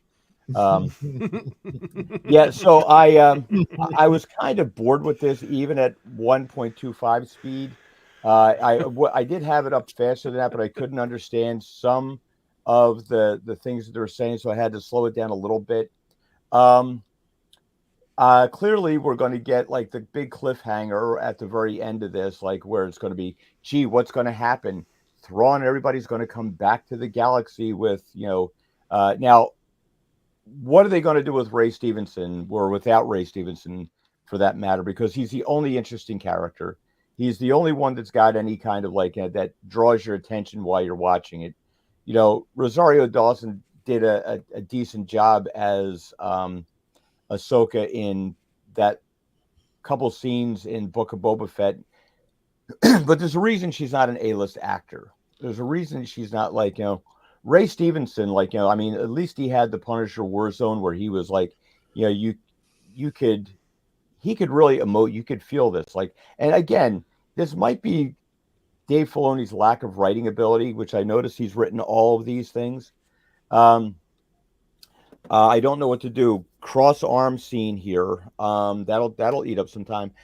God, this has made me long for the days of great dialogue. Like, let's try spinning. That's a good trick. Or are you an angel, or is that so wizard? Is that your laser sword? You're supposed to and people will say this crap well, in the originals, you're supposed to learn from the mistakes of the originals and improve and build up on what was good in them.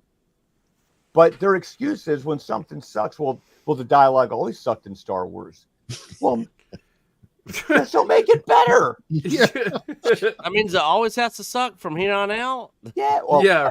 that's as much as the lens wipe, as the scene wipe. bad dialogue in the lens wipe, that makes Star Wars. If only we knew. Hell, we could have been making good Star Wars all this time ever since Disney bought it. Darn.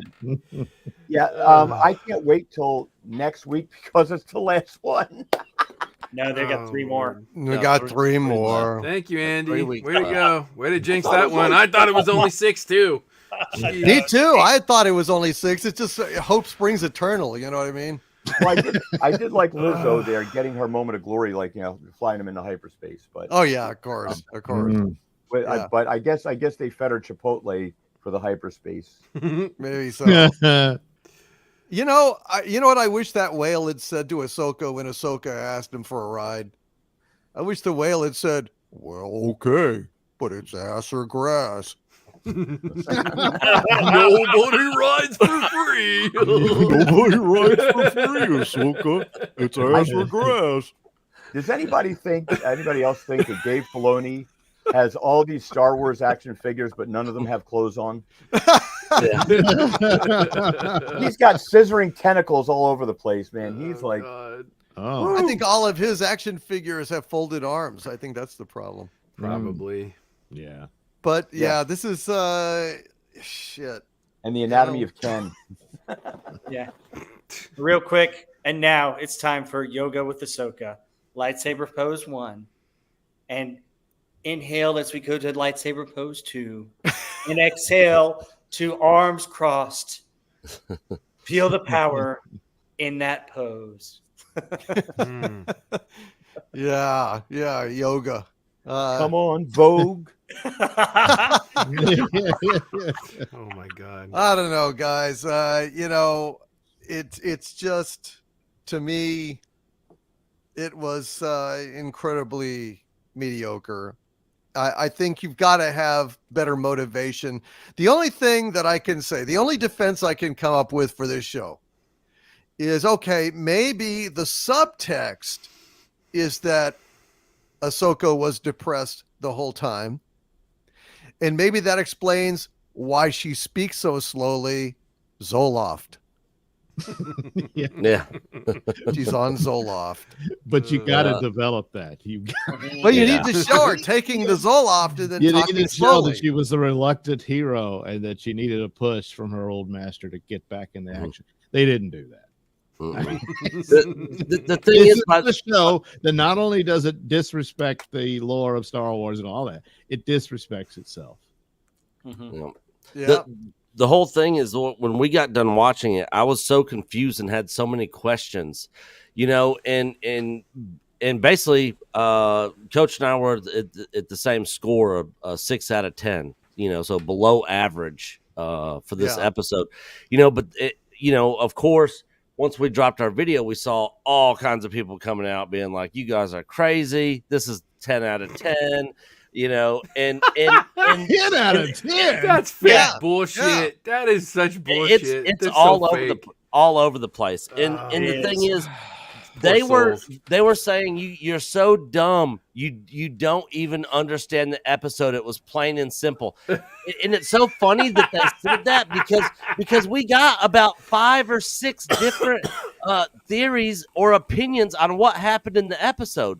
So obviously not everybody's on the same page here. So none of them knew what was happening. Yet it was a 10 out of 10. I love it. And the thing is, it's like you can say, well, this happened this way. This is because of this, or try to explain it. But the thing is, it wasn't explained in the episode. You can't prove your point from anything in that episode. Nothing, because it wasn't explained. It's just literally left to interpretation. It seems like more Jar Jar Abrams mystery box stuff of we don't need to explain, just use your own imagination, whatever you think, And Nick, there's an actual term what for the hell's that. happening? Yeah, It's called unfalsifiability in psychology, and it is usually associated with sociopaths. That's science right there. You want to talk about science? Unfalsifiability. Look that one up. In other words, this is so wrong. It is so wrong what you're saying that it's just not provable. Yeah. And I have no basis as to that. That's what that means. Someone Yeah, in the chat said Star Wars Stockholm syndrome, and I honestly Yes. that's kind of what it Yeah. is. Well There's a lot of put. that going around. Well People put. have been so Yeah. abused and so beaten down by the lack of quality that you get a few crumbs that are acceptable, and suddenly it's like I literally saw someone calling Dave Filoni the GOAT. Yeah, I saw I saw that that too. Are you fucking What are you kidding? doing? Yeah. Maybe a literal goat. Yeah, Yeah, right. Yeah. For sanity and Nick's, so on Nick's video, I commented, I just put a blurb. I said, they didn't set this up right. Check us out on Pop Culture Breakdown. We'll tell you about it. And, it's just like all these people are going, oh, it's so great. We saw Anakin. Oh, it's so wonderful. I'm just like, That's the thing, Robert. Like we were discussing before the show started, the fans have been literally starved to death in a desert for years, and we can't blame them because they've got some little minuscule thing that they really like, and they're loving on it. And okay, that's fine, but we're still going to call it out for the piece of shit that it is. Really, if you love something, if you really love something, no one can take that away from you, and no one has the right to put you down for it. Right. If you like it, you like it, guys. Yeah, if you I know. like That's what are you gonna Ahsoka, do? good for you. That means that you finally got some Star Wars that you like. That's great. I'm real happy for you. I'm going to call it out for the piece of shit that it is because I can't help it. I look at it, I watch it, and it's so blatantly obvious that it's a pile of garbage. I'm not going to lie to anybody about it. And neither is anybody on this panel. Yeah. But No we sugar feel bad coating. for the people that literally are like, we thought this is the greatest thing ever. Okay, well, yikes. I'm sorry. I mean, know? that's I the wish I thing of felt it. the same, but I just I did don't. too. I mean, But I the like purpose- the Rebels and I liked the Clone Wars, and the member berries were okay, but they didn't do anything. I mean, there's nothing done with it. I was just like, what's the purpose? Yeah, I mean, going back to what Doomcock was saying earlier about there being a purpose, with the Luke thing in Mando chapter 16, like everybody was about to die. Everybody, there was high stakes. He comes in and wrecks house. The whole thing with Anakin in this, it's literally a throwaway. What did it advance in the story or even the character development? So now There's she's none. not depressed when I never knew she was depressed in the first place. Exactly. Or now she's more happy. Like, what's the significance behind that? Why do I even care? Just, Yes. It shows you the difference between Favreau, who was a real storyteller.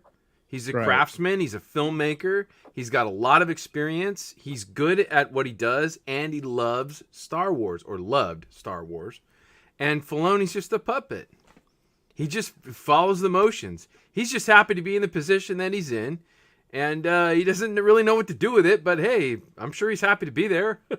Yeah, Ahsoka the gray, Ahsoka the white. Are you fucking kidding me? Who gives a fuck?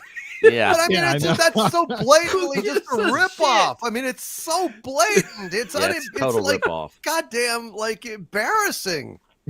Embarrassing. Yeah. Yeah, one other comparison I want to draw on this.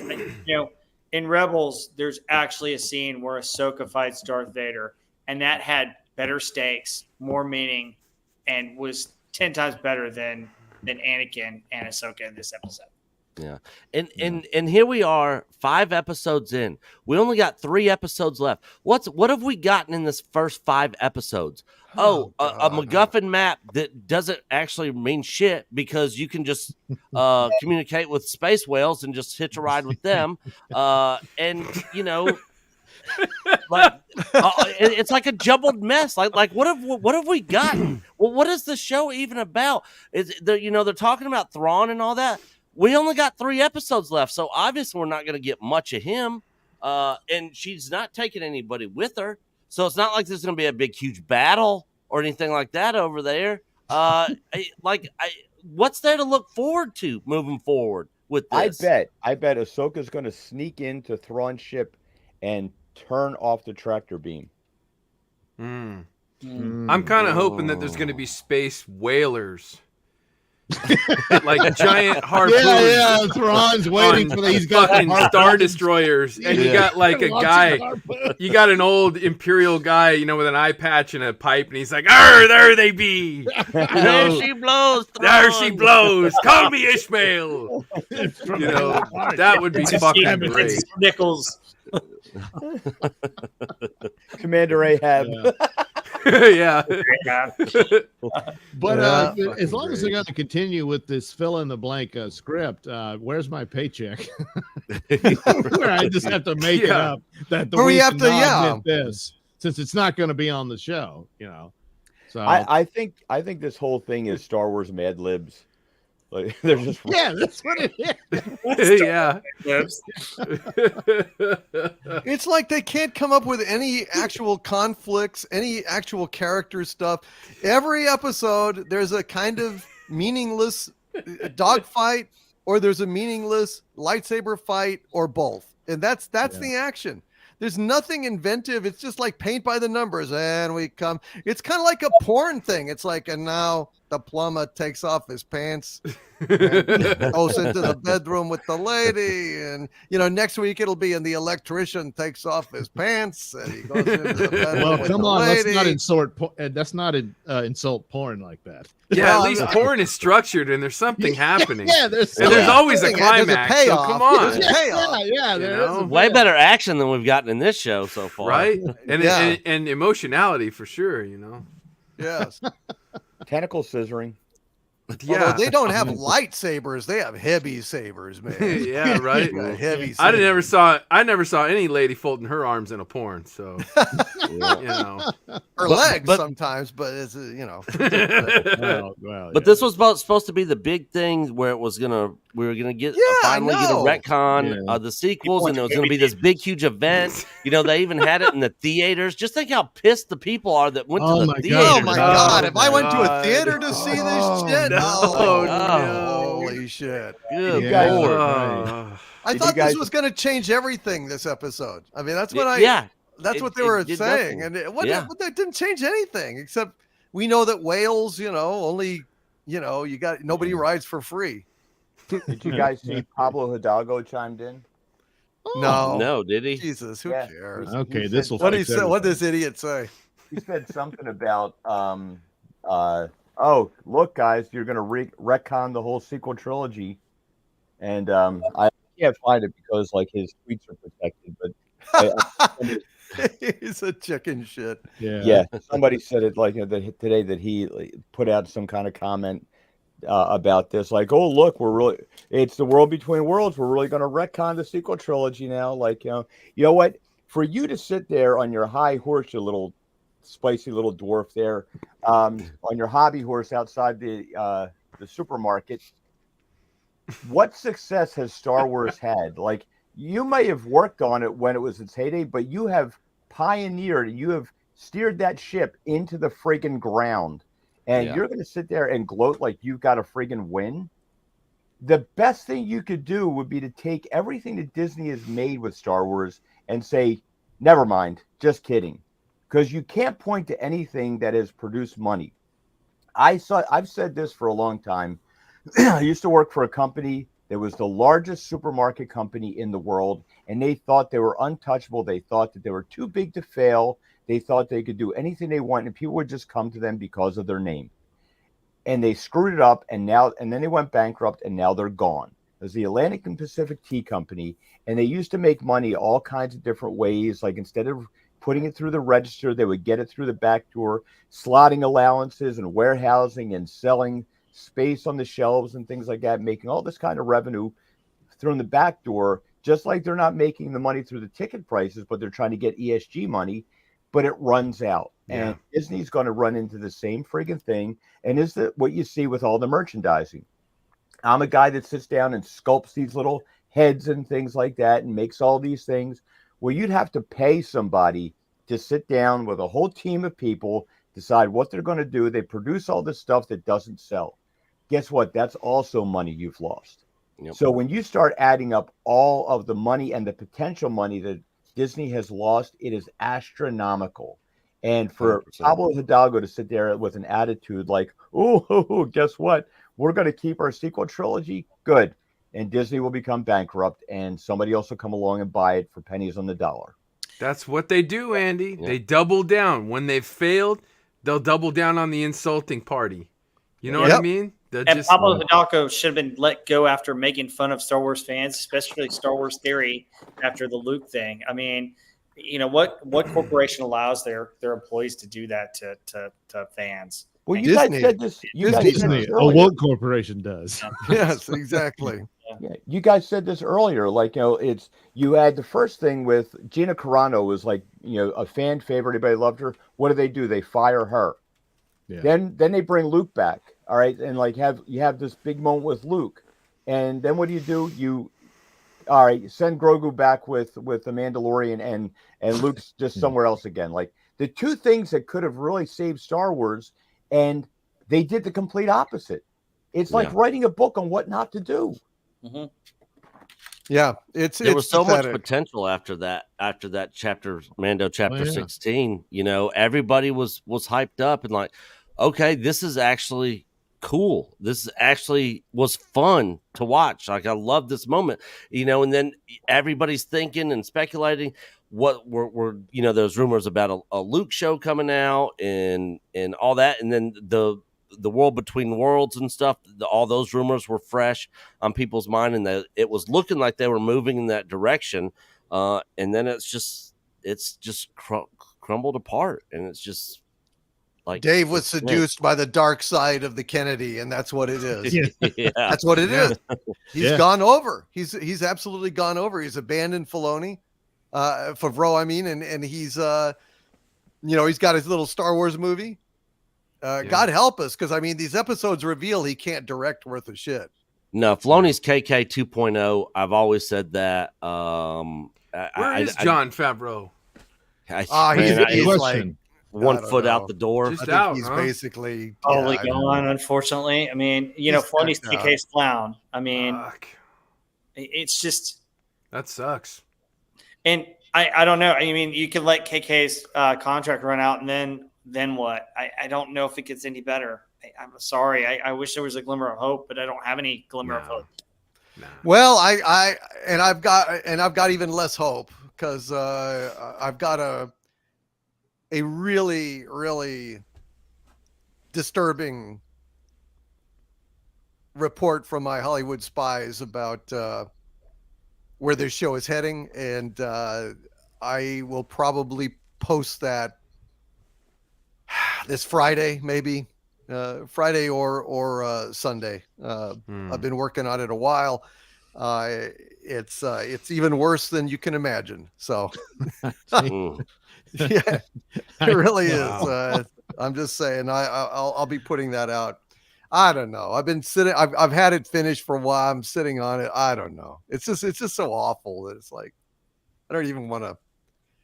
But anyway, whatever. It comes back to, even if, like I said, even if World Between Worlds is utilized to retcon the sequel trilogy, this is Who the cares? level of writing and Yeah. ability they've displayed.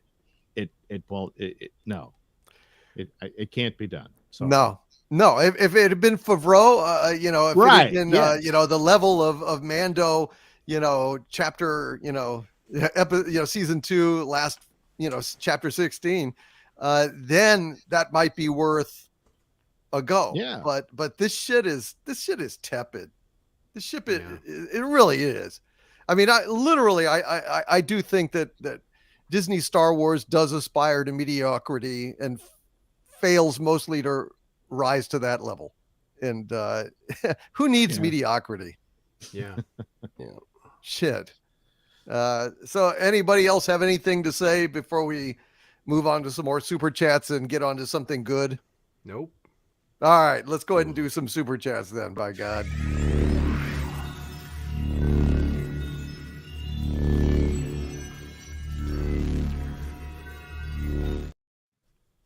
Guys, let's go ahead and get to it. And I thank you all for your patience, your forbearance here. I honestly needed this, guys.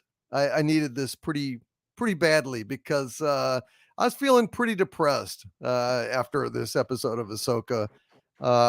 it's nice to know that I'm not alone in this assessment. And my mind is open. God knows I've tried and tried and tried with Disney Star Wars. I've given it my best shot to the point where even people were calling me a shill and everything else. Yeah, they were. I mean, they Same with us. Same. Yeah, I know. But this is, come on. I understand. Everyone's like depressed. Everyone wants something so bad, and I can't fool myself like this. I just can't. It's not okay. It's not good enough. At least not for me. Larry with a $5 super chat. Thank you, Larry. Larry says, read the comic series from 1997, Star Trek Early Voyages with Captain Pike's crew on the Enterprise. Great writing and art. Well worth it. Thank you, Larry. I do own that series. I'm working my way towards it. I'm reading all of the old Star Trek episodes in comics, and I will get to it. And I know what you're talking about. I've heard that it's very good. Thank you, Larry. Lord of the Eagles Reaches with a €10 super chat. Thank you, Lord of the Eagles Reaches. Says, hail, Doomcock and panel. Star Trek can't be saved with Klutzman involved in any way. It needs to take a break for a few years. Absolutely. I mean, I said that at the end of my video. I said, the only way, if you're serious about saving Star Trek, you got to get rid of Secret Hideout, Bad Robot, and anyone affiliated with them, including Terry Matalas. If you don't do that, it's a non-starter. You might as well just fucking take that money, burn it, flush it down the toilet or something. It's not going to make any goddamn difference. It's not acceptable. Not acceptable. John S. with a $5 super chat. Thank you, John. Says, Battle Beyond the Stars has a better chance of any other franchise with Star in it. Better than Star Trek at this point, John. I agree with you entirely. I agree with you. Gunstar1 gifted 5 Overlord DVD memberships to the channel. God bless you, Gunstar1. Thank you, my friend. Appreciate you. SP4H with a $10 super chat. Thank you, SP4H. Says, the only space whales I want to see are George and Gracie. Star Trek 4, ladies and gentlemen. Star Trek 4. A damn fine movie and a breath of fresh air. It was a fun time at the cinema. God damn. Remember when there used to be fun in movies? Remember when it used to be fun? Damn. House Atreides with a $2 Canadian super chat. Thank you, House Atreides. Says, rumors Netflix may buy Paramount for the library. Well, good. I mean, shit. Netflix is really hit or miss. Sometimes they do just awful woke shit. Other times they do pretty good shit. Like One Piece, for example. One Piece is very good. Very surprising. Fucking amazing, actually. So yeah, hey, Netflix, if you're out there, buy Paramount. Fuck it. Maybe make some good Star Trek. Why don't you? Michael, without Secret Hideout.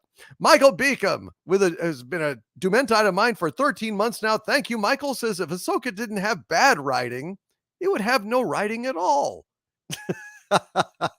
Maybe that would be for the best, Michael Beacom. Maybe for the best. If Ahsoka was completely silent, it couldn't hurt. Couldn't hurt. The music's actually pretty good on it. The music's not bad.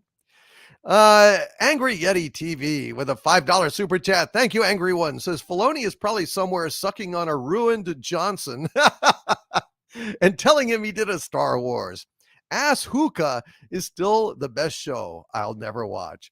Thank you, Angry Yeti TV, and God bless you, my friend. Yes, Ahsoka, the best show I'll never watch. Well said. Phil Santiago with a $10 super chat. Thank you, Phil. Phil says Ahsoka had her Christmas Carol moment. She woke up from a dream. Dave's RC project is all for social media engagement and algorithm clout chasing. Sucks for true fans. Yeah. And I actually wonder how many of those people that were losing their minds and posting 10 out of 10 and Filoni is God and, and he's the GOAT and everything. I wonder how many of them are actual paid Disney shills, because God knows Rotten Tomatoes has their share of them. So maybe they've gone ahead. I know that they felt like Ahsoka couldn't fail, and maybe they're, by God, gonna buy 10 out of 10s one at a time until they, make that happen. Get it out early, get it out quick, set the tone. I don't know. I just wonder. because I don't see how anyone could be that passionate about this. I really don't. Michael Beacom with a $5 super chat. Thank you, Michael. Says, thank you for confirming via reviews that my decision to never watch Disney Star Wars shows was so obviously justified. I remain uncontaminated and I remain jealous. Michael Beacom, I remain jealous. But God knows I did enjoy Mandalorian seasons 1 and 2. Ultimately, they were pretty good. They were about as good as Disney Star Wars gets. And honestly, between Andor and Ahsoka, I would take Andor hands fucking down every single time. Every single time. You know, that is like night and day compared to this. But then again, Ahsoka is like night and day compared to Obi-Wan Kenobi and, you know, Book of Boba Fett and all that shit. It's better than those. I will say that. Gordon Schnick, who has been a Dumentide for 11 months now. Thank you. Gordon says this Ahsoka episode was all fat and no meat. It was just a Member Berries filler episode. Member Clone Wars? Member Captain Rex? No real progression. Yeah. Gordon, we're on the same page, man. Exactly. 100%. 100%. Phil Santiago with a $10 super chat. Thank you, Phil. Says Dave stole an old TV trite near-death dream sequence where she wanted to live. So she awakes in the water. She had to fight in her dreams to live. It's social media cloud engagement chasing trends. I agree, Phil. It was a cliche. I've seen that episode done a lot better many times. You know, the old, you know, you've gone into another world and you have to like really want it to, you know, come out and live again. And it's shit. Heck, the Star Trek episode where Picard has that heart issue and Q shows up and he decides to be a different Picard and then he has to fight and remember who he is and he fights the Norse again and gets stabbed again. Yes. But at least he had to actually do something. Yes. You know, at least he actually had to change. He had to actually change the way that he operates. Mm-hmm. And, you know, that was better. That was done much better, actually, Mm-hmm. you know, because when he got stabbed, he looked down and laughed. Remember? Mm-hmm. Like, Yep. because his life was so mediocre and sad if he hadn't like done it. You know what I mean? Yes. That was actually a very good episode, to be honest. But that's it done well. This was it done shittily.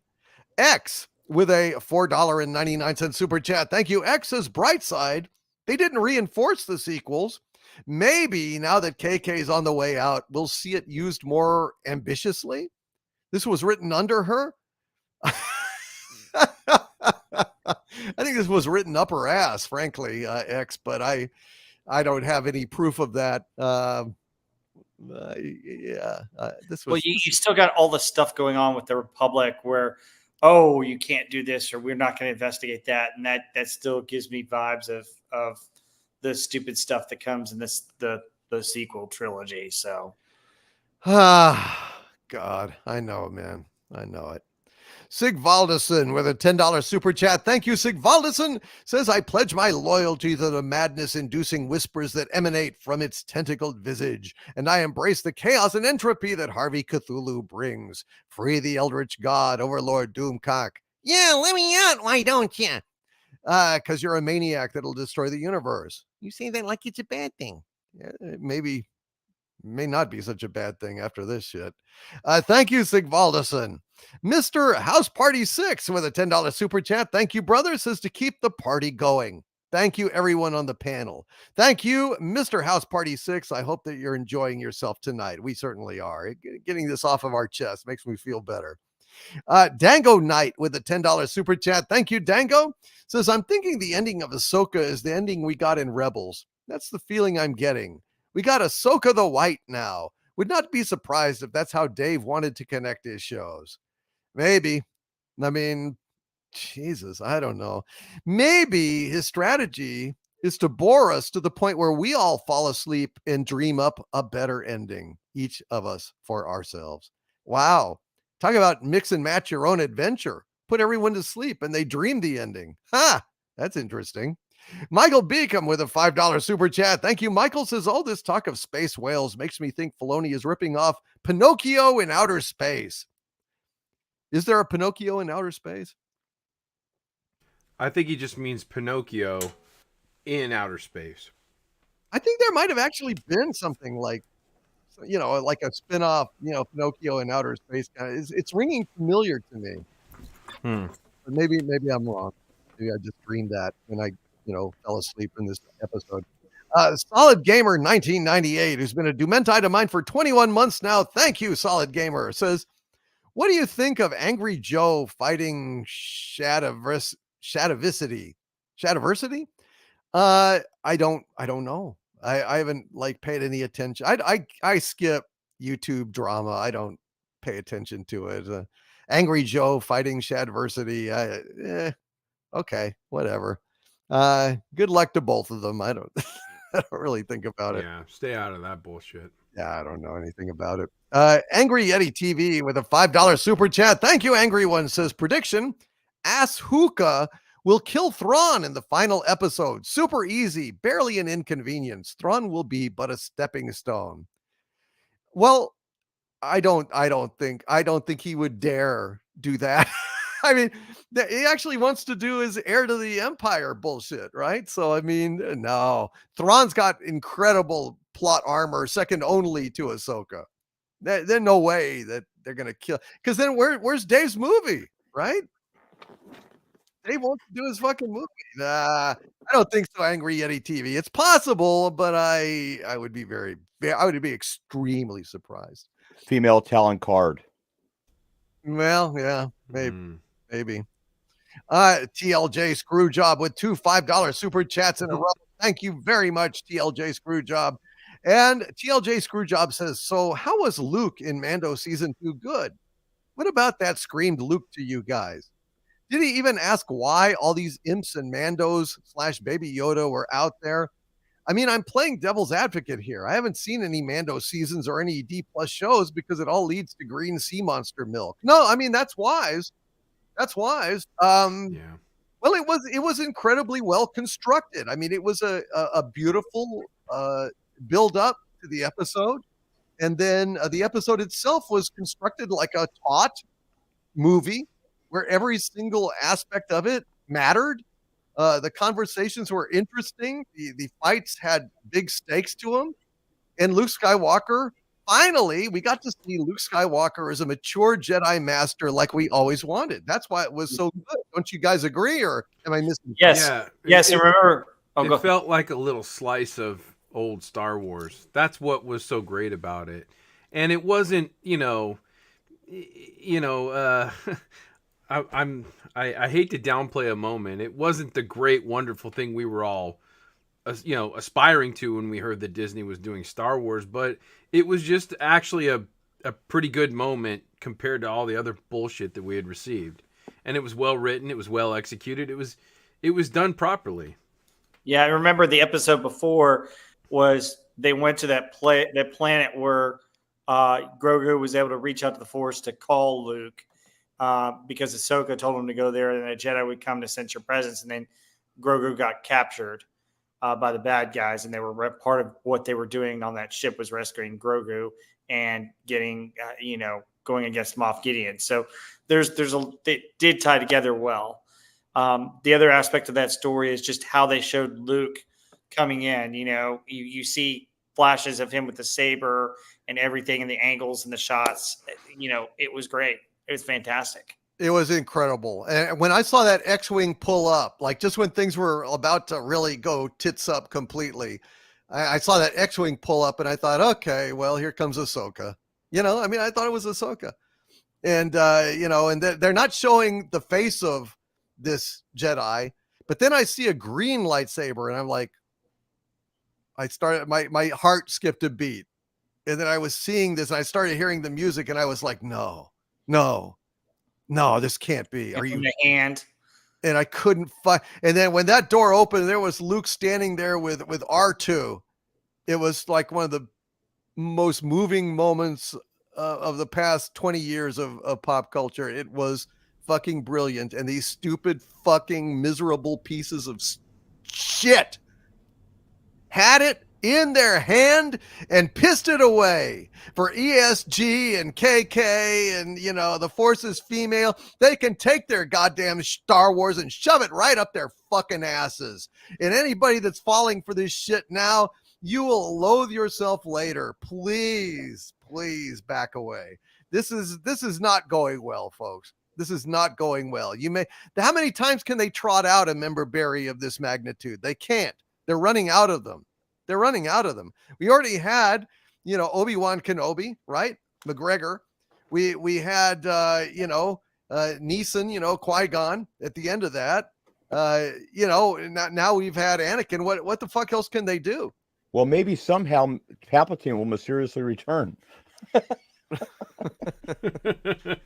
don't know, man. I don't know. It just makes me disgusted. Angry Yeti TV with a $2 super chat. Thank you, Angry One. Says it's not bestiality if Filoni is a goat. That's true. That's true. Wow. And R2 the Whale with a $1.99 super chat says never go full Filoni. No, never go full Filoni. All right. Before I throw up, let's go ahead and talk about something good, shall we? Let's go ahead and talk about a movie that we love.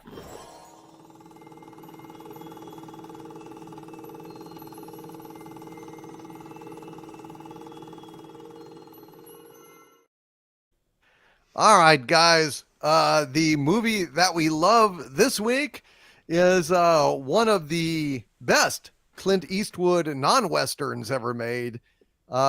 Dirty Harry, folks. Dirty Harry. This is a fucking great movie. It just kicks ass.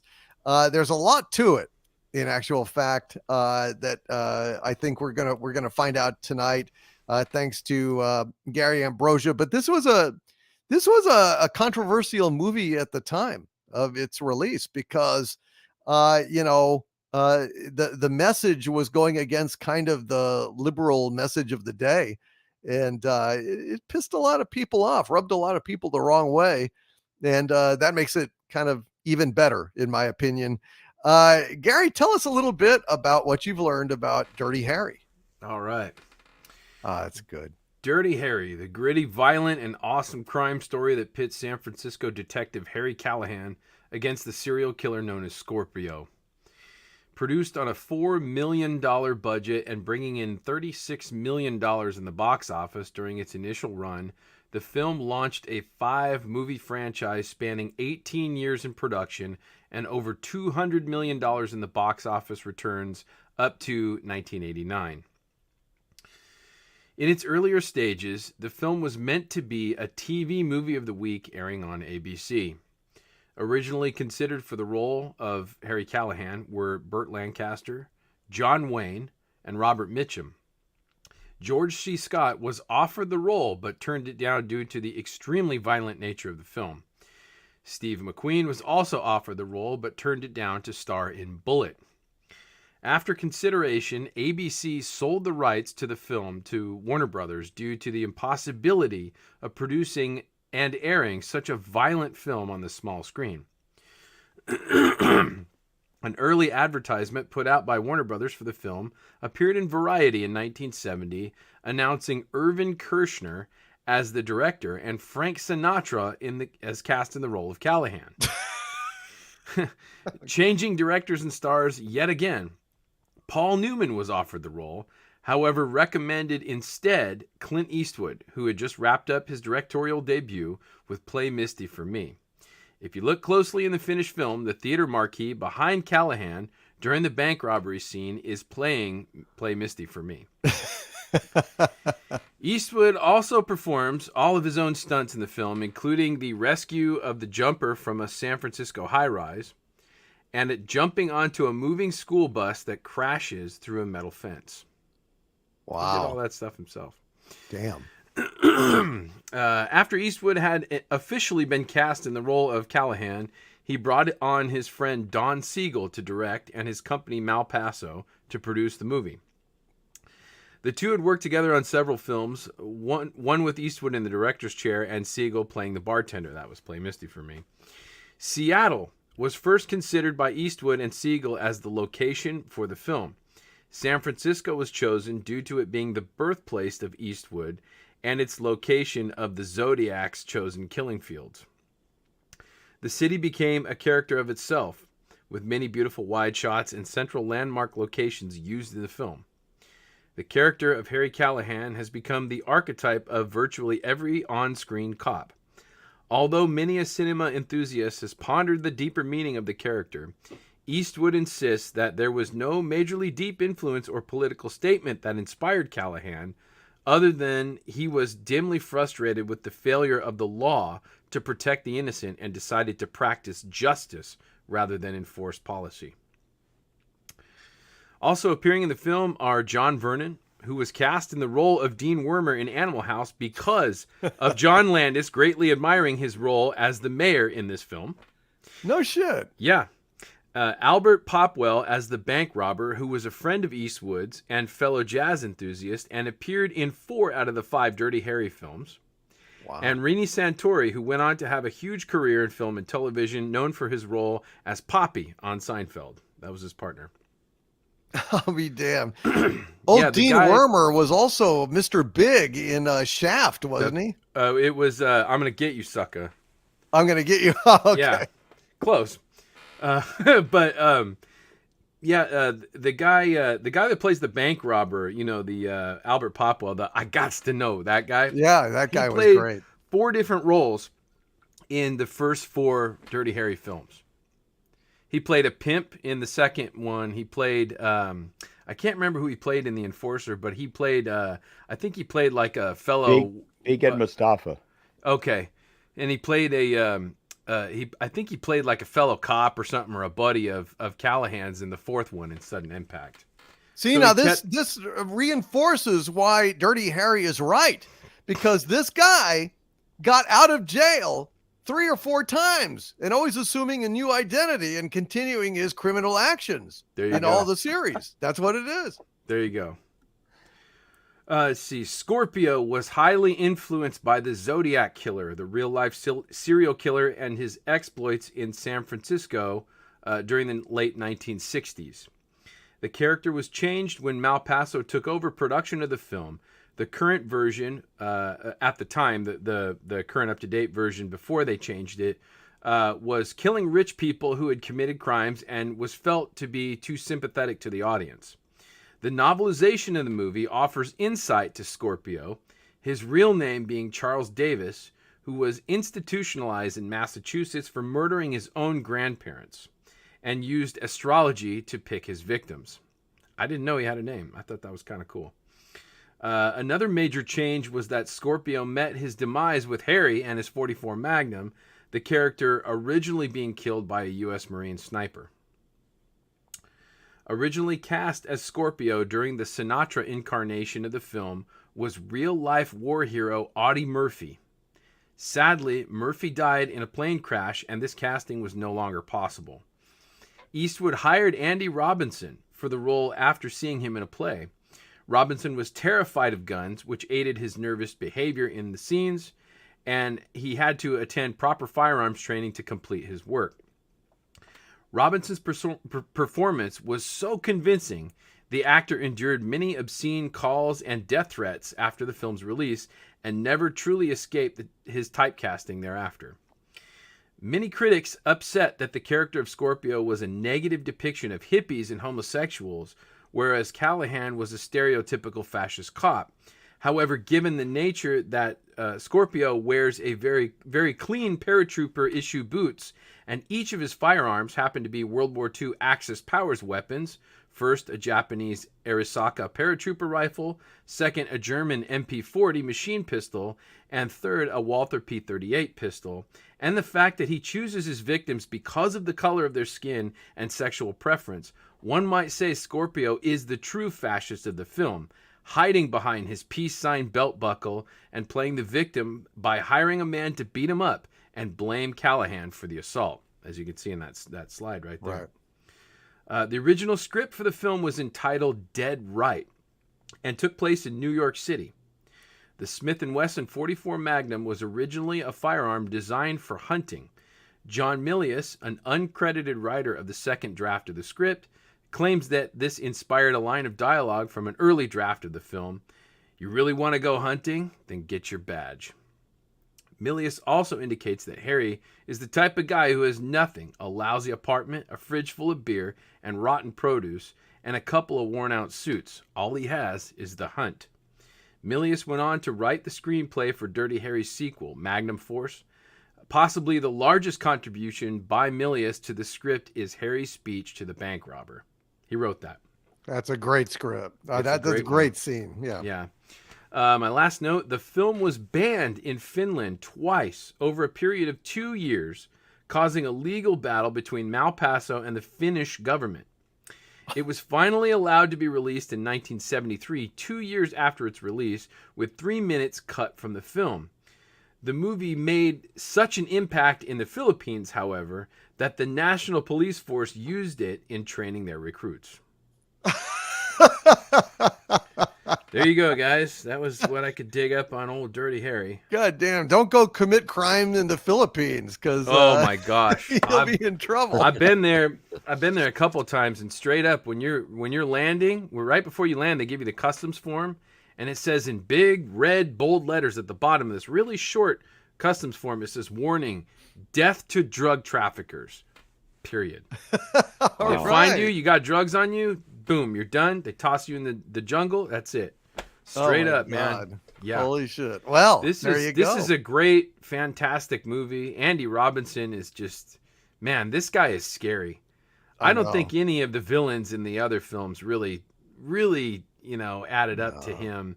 And, him with the kid at the end, that was really disturbing. Yeah. He's got guns at kids in this. He is a bad guy. This guy is, you can't reason with him. You can't rehabilitate him. He's just got to be eliminated. Yeah.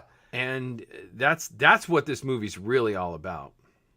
And I really love the parallel between the opening where, I know what you're thinking. Did he fire 5 or 6 shots? And then the same thing at the end with the gun down there, and he goads him into going for it so he can shoot him. Yeah, of course. Excellent, like looping back to the beginning.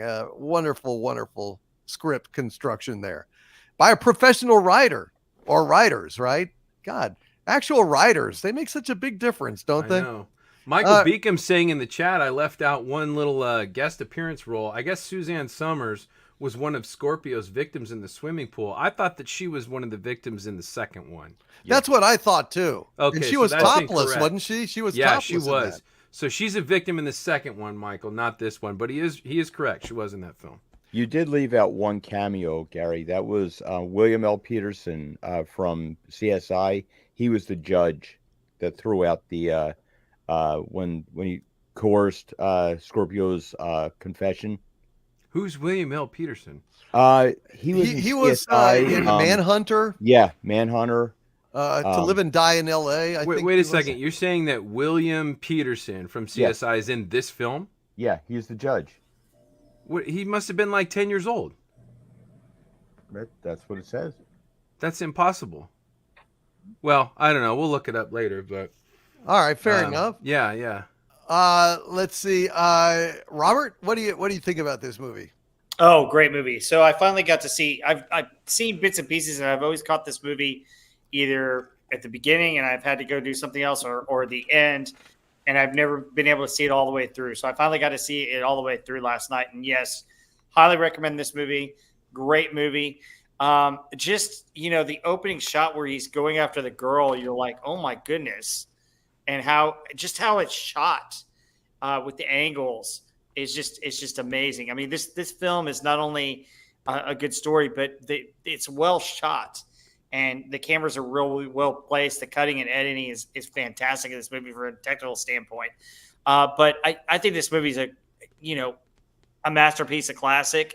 Definitely something that I'm going to probably pick up on Blu-ray now with this one and probably all the rest of them. But I just like how he goes about doing what he has to do. And he's called Dirty Harry because he does all the dirty work. I mean, you find out that there's a scene where they get called because they think it's the guy on the roof, and it turns out it's a jumper. And they're waiting for somebody to go up in the cherry picker, and Dirty Harry's like, I'll do it.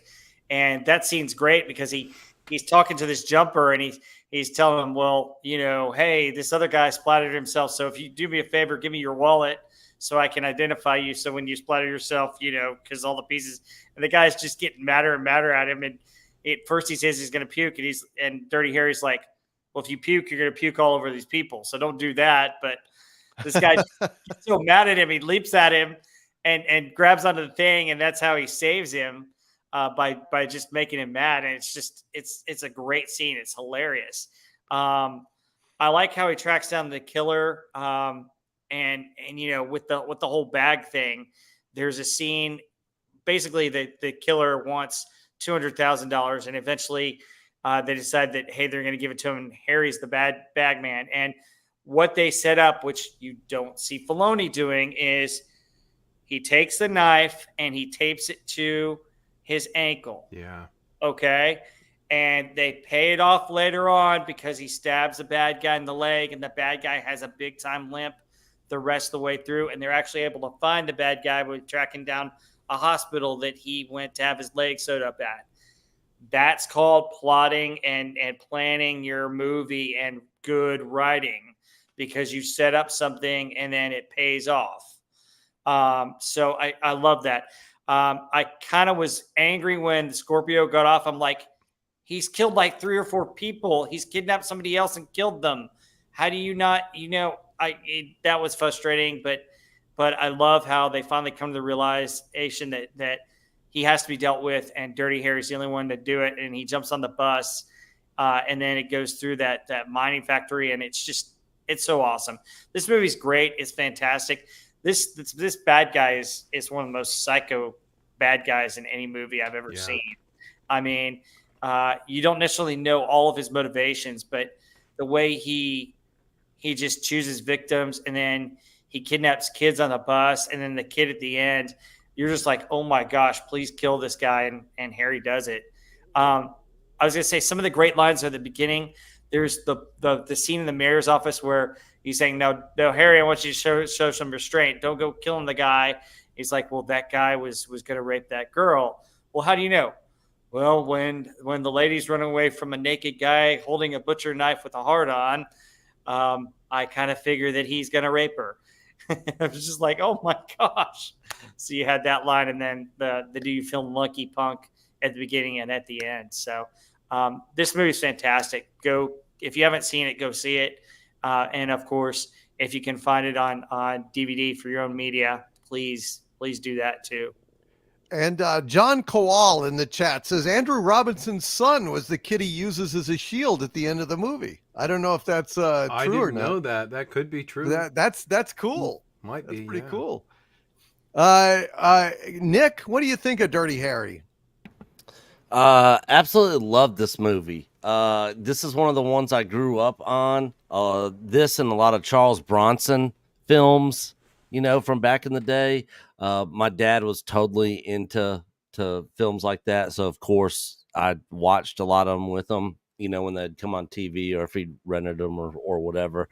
It's so iconic. Has one of the most iconic lines. People that never even seen this movie know the line. Do you feel lucky, punk? Go ahead and make my day. Even if you've never seen it, people know that line. Historically, culturally speaking, this is one of the movies that's at the top. And also another fun fact, in 2012, the film was actually selected for preservation in the United States National Film Registry by the Library of Congress as being culturally, historically, and aesthetically significant, to film. So this is one of the greats. I agree with everything Robert said before me. Again, if you guys haven't seen this, it's a must-watch film. Absolutely must-watch. Clint Eastwood's one of my favorite old-school actors.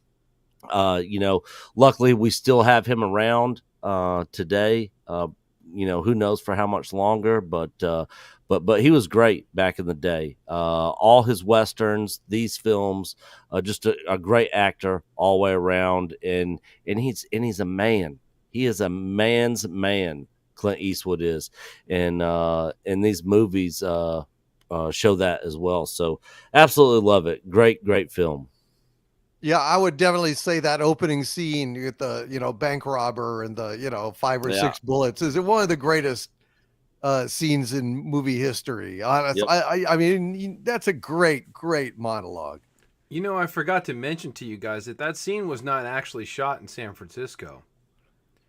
Oh, really? That scene was shot at the back lot of Universal Studios, right around the corner from the Clock Tower Square in Back to the Future. Nice. It's right. It's right around the corner. It burned down in the 2008 fire. That theater and that whole street is gone, but Wow, it was shot at Universal Studios. So they were on that bus for a long time. What's that? They were on that school bus for a long time. School bus. What? Drive all the way down from San Francisco. Never mind. Sorry. Bad joke. All right. What are you talking about? Thank you, Nick. Douglas, what do you think of Dirty Harry? Do you disapprove of it? Oh boy, do I! He's not all that dirty. Once you get to know him, he's a good guy. But by the way, with that the fire having burnt down the set piece, it's a shame because today you would have needed that to shoot a scene that takes place in San Francisco, so that you can avoid all the stepping in the poop on the ground. Oh yeah, and the needles.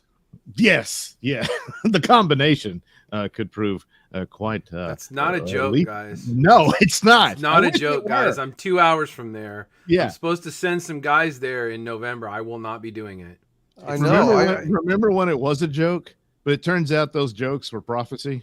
Yeah, absolutely. Yeah. They're updating the Christmas special with Burl Ives in it to reflect that. He sings needles and poop, needles and poop. There's so much more when I see. But anyway, go ahead. This is easily one of the great films of the 70s Renaissance. That it was a great decade for filmmaking overall. And since then, I would hear a lot of people kind of downgrade it and stuff. I guess because of the mindset of its copycats that came afterwards and whatnot. But this is a very intelligent film, and is a testament to its times. And little did we know that we thought it was bad then. Hey, we could use a man like Dirty Harry today. But it's but that aspect of the mindset between. Certainly the two main characters of Dirty Harry as your hero and the Scorpio as the villain, of the experience of a police officer up against absolute evil. And Dirty Harry's attitude at what is perfectly credible and understandable, because he's always going to see the worst of humanity. Nobody calls the police when they're having a good time and everyone's behaved. So, that's why he's like that. And but it's also one of these things about. I always think of a good book title would be "Sometimes It Takes an Asshole." And so it's a lot of people don't get along with him and all this sort of thing, but he's the guy you need for this, and he's right about this. And of course it is what are the options do you have up against such a horrific villain as Scorpio was? And I think Harry was right all along.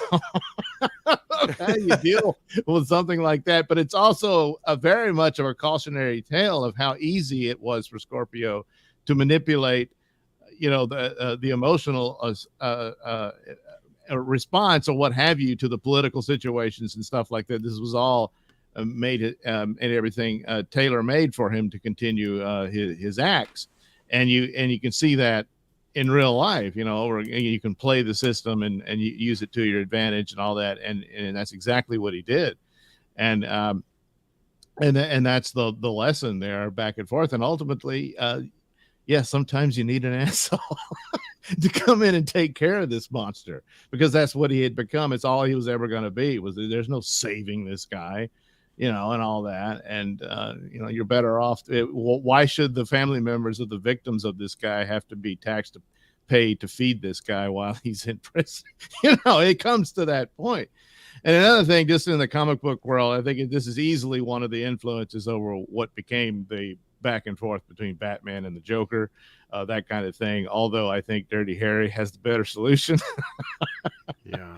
But that sort of thing, because before that, yeah, it was kind of a silly thing with those two, but then the Joker became quite the psychotic monster in later years, and it's very similar in the way that the way this plays between the two, and how a lot of people think Harry's the bad guy, but because they just don't like him and his attitude, and he's a difficult personality to get along with. But he's the hero you got, and he's the hero you need when you're up against monsters. Yep. Yeah, 100%, 100%. It was actually in the chat here. Vidiot Savant made the point that if they shot Dirty Harry now, they'd have to change the title to Turdy Harry. If they said it in San Francisco, he'd have to be constantly buying new shoes. Turdy Harry, yeah. You'd be like, God damn Florsheim shoes, just like Jack Nicholson in Chinatown. Well done. Shit. Oh my God. Andy Masterson, what do you think about Turdy Harry? You know, I'm thinking that we're this close to having a rebirth of all the Dirty Harry movies, Death Wish, because the same things are happening. Like, it's a cycle. Like, crime gets really bad, they get tough on crime, then the police get brutal, and then that leads to getting soft on crime, and then it just keeps going back around in this cycle again. And I think you're going to start to see it. And I think maybe this is probably you're seeing it already with the success of Equalizer 3, where Denzel Washington's taking on the bad guys. Of course, like they place it over in Italy where because now we're afraid of offending anyone about because you'll be second guessed about who you portray as a bad guy, unless it's like some guy that's, really pale and has an affection for small mustaches. But Dirty Harry, this movie, I have never been able to watch Andrew Robinson in anything since this because I hated him so much. Yeah. And it's that speech where right when he's about to shoot Harry and he gets stabbed in the leg, he's like, I'm not going to tell you what the girl is. Like, you just want to kill this guy so bad. And then you see him get off. You see him there is no other recourse. Then he's threatening children and all this. And you're like, I want to see this guy die over. And then you get to see it because you get to see him shot. And you get to see him shot from another angle and shot from another angle. And then he falls in the water. And it's great. But this comes from the frustration of people who are tired of seeing they go out, they work hard every day, and you see bad guys just get away with whatever they're doing. And which is pretty much where we're at now. I mean, it is. San Francisco is no different than I'm 10 minutes from Philadelphia. I was born in that city, and it has gone so far downhill. And you see every other city is exactly the same, and nobody's being prosecuted. But look at San Francisco or California now. They're passing a law where you get arrested if you stop a shoplifter. Yeah. Think how crazy that is. Nothing happens to them, but something happens to you if you stop them from committing the crime. And you're going to see a wave of vigilantes and coming up around. It's going to go crazy. And people are going to say, well, gee, how did that happen? Well, you got Dirty Harry right here. If you just watch, and of course, I don't think Hollywood's going to be able to do this. I think you're going to see independent filmmakers make these things because that establishment thing in Hollywood is so entrenched with this idea, with their sympathies. They would never make a movie like this today. Right. But this thing, the wave that this set off, I mean, the last two films in the Dirty Harry series were nowhere near as exciting and as anticipated as you had Magnum Force and the Enforcer, and when the other two came along, with Sudden Impact and the Deadpool came along, it wasn't quite the same. You were kind of I don't know that I can feel the same way about it. But it spurred so many things. Like, I mean, Mel Gibson's scene with the jumper in Lethal Weapon is obviously a takeoff of Clint Eastwood's scene with the jumper in this. It's just so, the dialogue is so well written. And this is, John Milius is a genius in tapping into the masculine energy that all men have. They might not be able to express or exemplify, but he taps into this feeling that all men want to have, where you beat the living crap or kill the bad guy who has it coming to him. And it's done so well, those iconic lines, and he managed to have it in so many of these films. Go ahead, make my day. Do you feel lucky? And the other ones that he's had in these things are so. I guess you're shit out of luck. Yeah. That's my favorite one.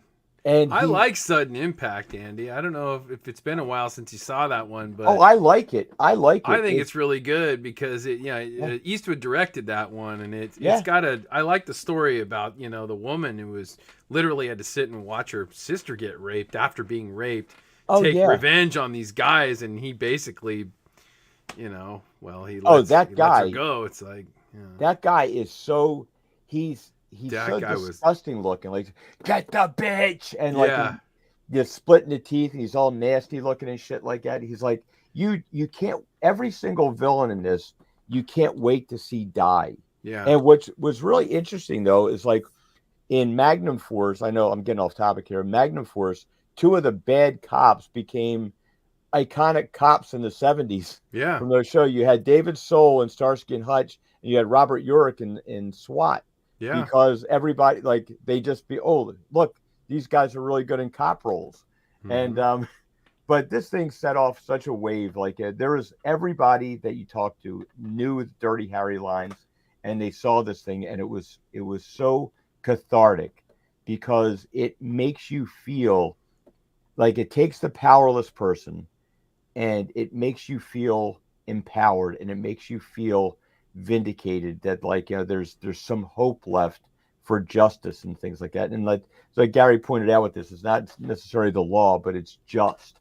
Yeah. And this thing was just so good. And I feel bad for Andrew Robinson, because even when I was watching him in all that Cardassian makeup in Deep Space Nine, I was like, I still hate you. Aww. Yeah, that's mean. Oh, yeah. By the way, I have confirmed that I was absolutely correct, and that John Vernon was in Shaft.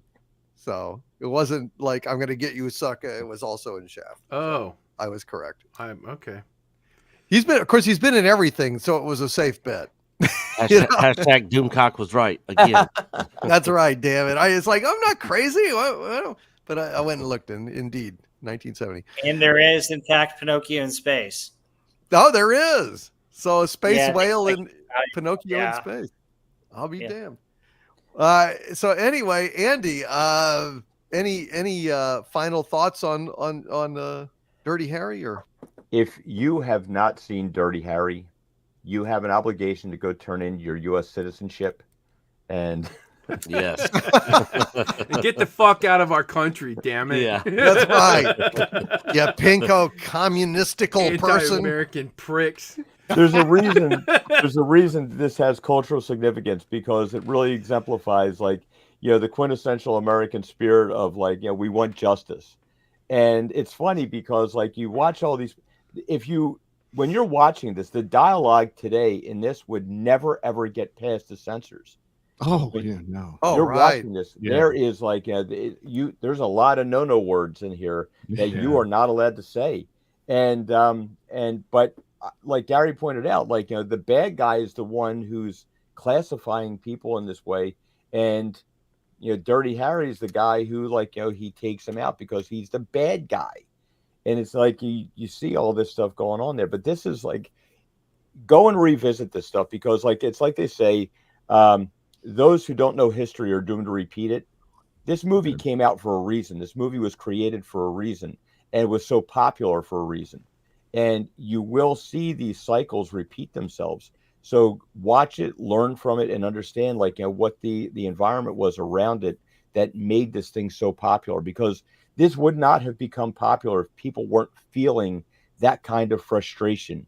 It's an amazing movie. Every single thing, like the cinematography, the the way that everything's set up, it makes sense. It's like, yeah, Dave Filoni, it's a well-written movie where things are logical, that you don't see today. And you will watch this movie and you'll be like, wow, it's amazing how everything lines up. There's no like missing pieces where you have to make these assumptions and have people arguing online that you can see how we get there. Like, no, it's laid out there. And a lot of the things are kind of very expertly placed. You see the intelligence of the police, which is arguable sometimes, but you see this where Dirty Harry Callahan is the one. He's arguing against the bureaucracy. He's arguing against the procedures and things like that they go through. He's told if he didn't disobey orders, he would have been dead by telling his partner to follow him. All these things would have happened that because he disobeyed, the experts that told him what to do. And it shows you that this is innately what people crave. They want that escapism. They want to project themselves onto that character and let themselves live vicariously through that. And nobody has these heroes today where we want to be any of the people we see on screen.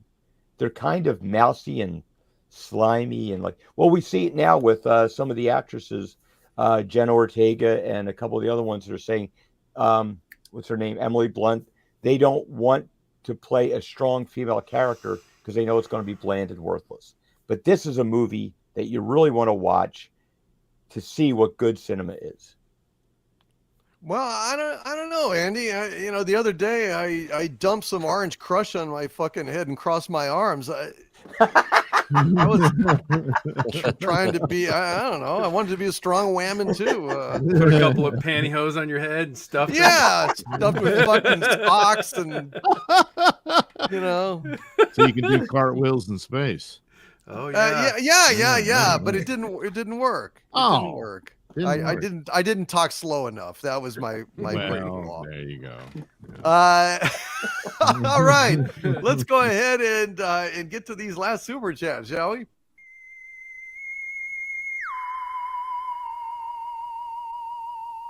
Super chats, mofo.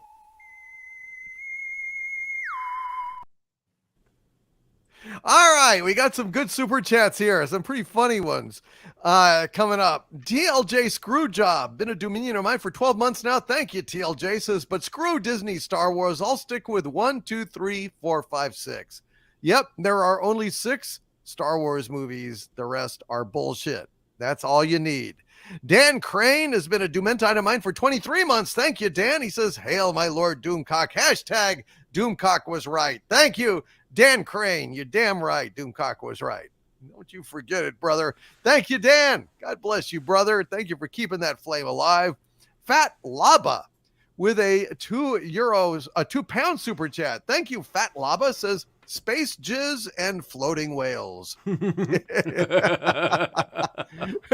pretty much it. Quality Lucasfilm.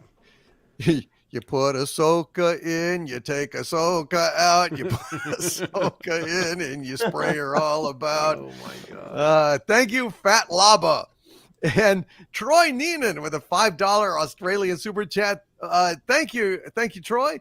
Troy says, did you hear about Unity Game Engine? The CEO got the bright idea to charge devs 20 cents every time the game is downloaded retroactively. Really? That's all? 20 cents? God damn, that's fantastic. Unity Game Engine. Holy shit. Every time the game is downloaded retroactively. That's brilliant. That's absolutely brilliant. God bless them. That's bringing some tech to the people. That's awesome. And Lou Capadona renewed their channel membership at the Dumentite level. Thank you, Lou. Appreciate you, brother. And Lou Capadona says with a $5 super chat, thanks, Lou. I know how we save Star Wars. Scene opens on Tatooine. Twin suns burning over a hazy desert landscape. And the moisture farmer takes off his pants. Okay. Is there more, Lou? No.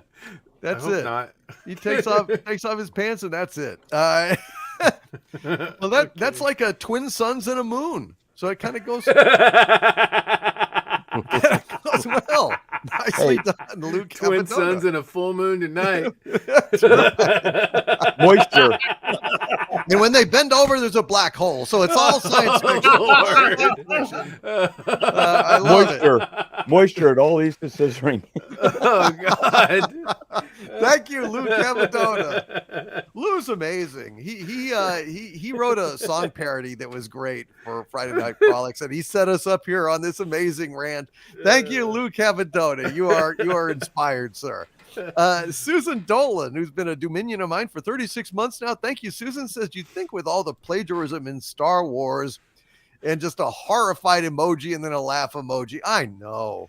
Good God. When I started hearing people with a straight face talking about Ahsoka the gray and Ahsoka the white, Jesus, really? I mean, that I'd be fucking humiliated to write something like that. I'd be so goddamn embarrassed. I wouldn't care how much I got. You know, it would just be a fucking pain. Jesus. Complete ripoff. But I had the balls of it. Mm-hmm. The balls of it. This is, hey, I'm just going to take anything I want from any pop culture thing and just slap it in here. Flying fucking whales and Ahsoka the White. Oh my God. And why was Ahsoka the White? Because she was soaking in Palmolive. McPhoenix with a $10 super chat. Thank you, McPhoenix says, hail Overlord DVD and panel. Hail to all the wonderful people in the chat. I just wanted to say that I love you all. I wish I knew you all in the real world. I'm so lucky to have you all in my life. Thanks a lot, McPhoenix. You are part of this community, man. You are always welcome here. And it makes a lot of difference knowing you're around, buddy. Thanks for being a pal. And God bless you, McPhoenix. You're awesome. Hail McPhoenix. What a great compliment. Good guy. Yeah, he's a great guy. Wow. And Hank Fett with a $5 super chat. Thank you. Hank Fett says, did you catch the part where Anakin told Ahsoka she was part of his legacy? More evidence that they're trying to replace Luke with Ahsoka. What do you think of that, Nick? I mean, I think there's an argument to be made there just because of their whole relationship during the Clone Wars and her being his Padawan.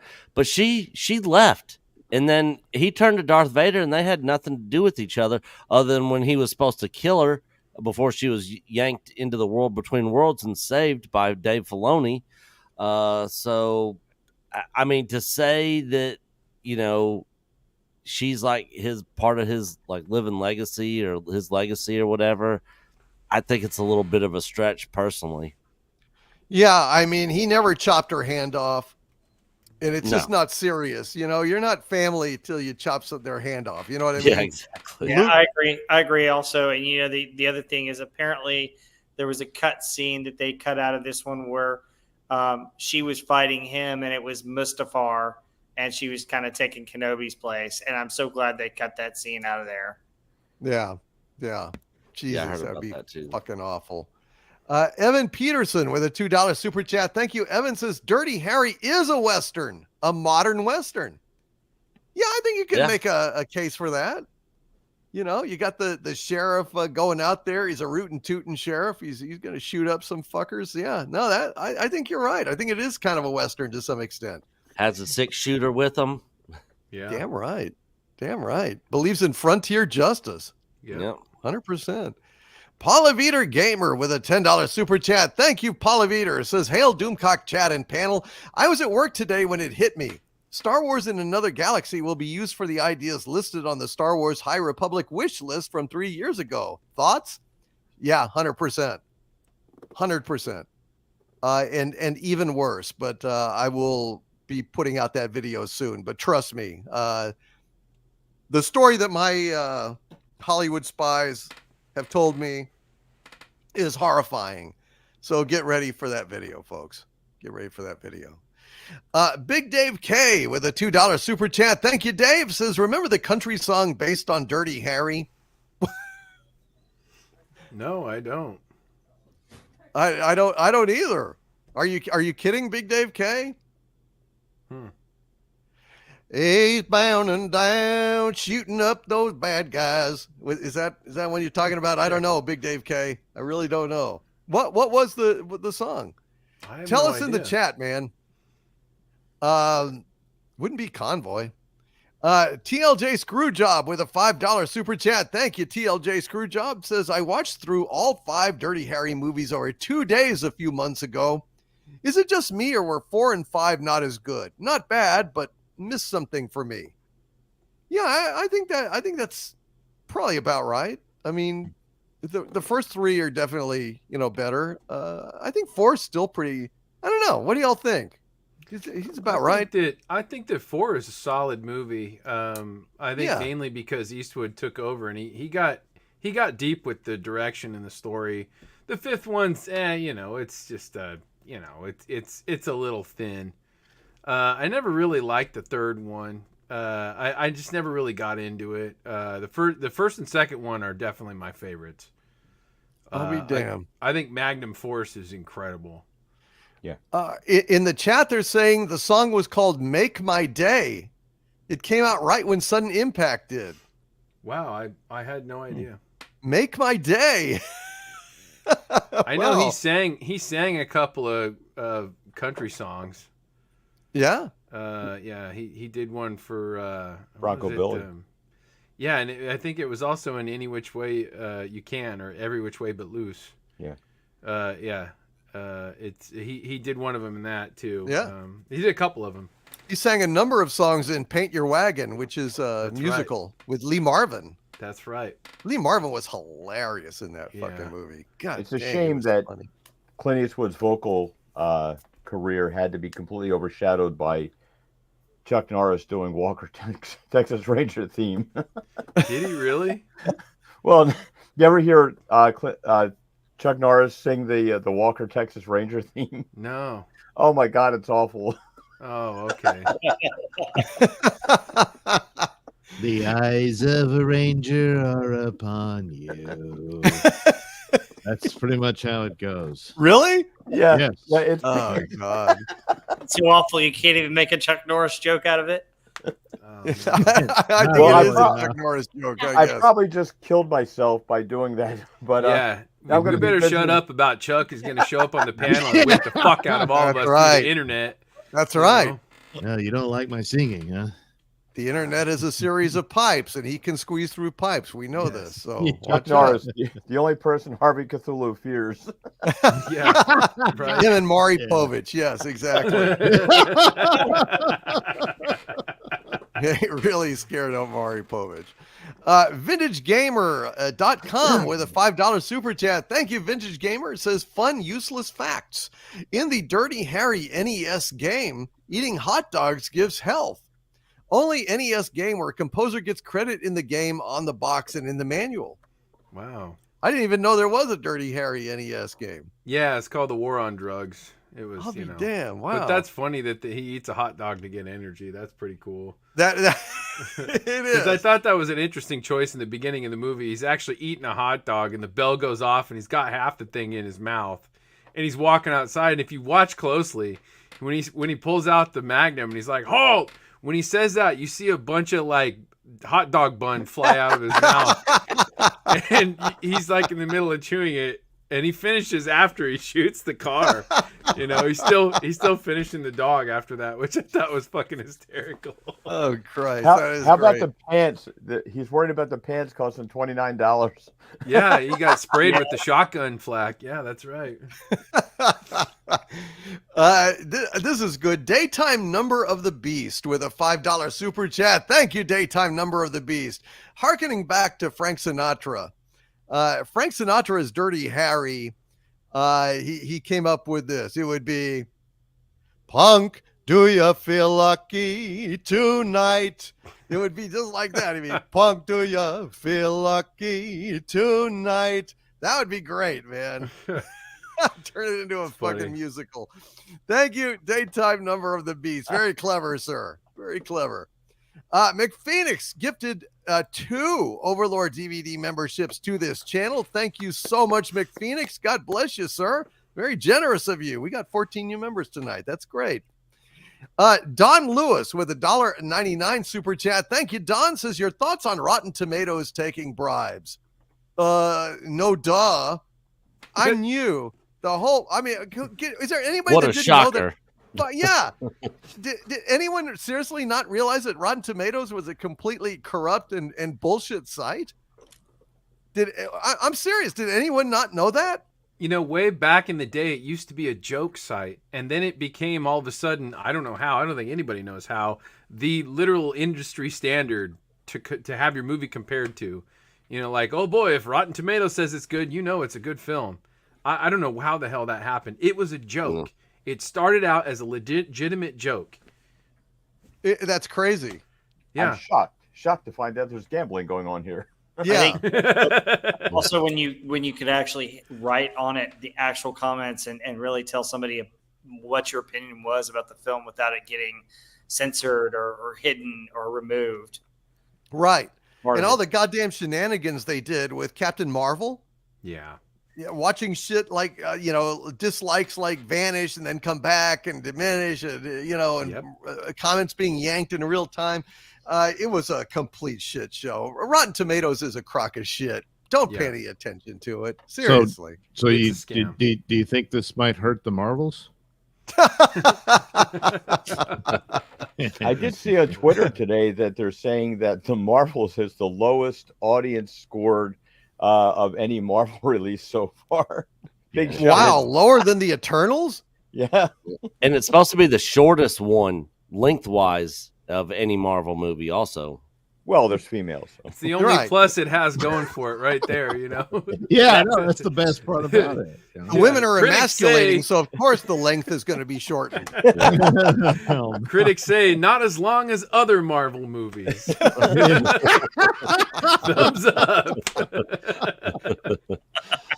And a one star review of the Marvels simply says, what they achieved with this film, it was quite a feat. And then, the reason for the 1 star. Joe Lamont, it's been a Dumenta of mine for 6 months now. Thank you, Joe. Says Harry is righteous. Butch is honorable in saving Marcellus.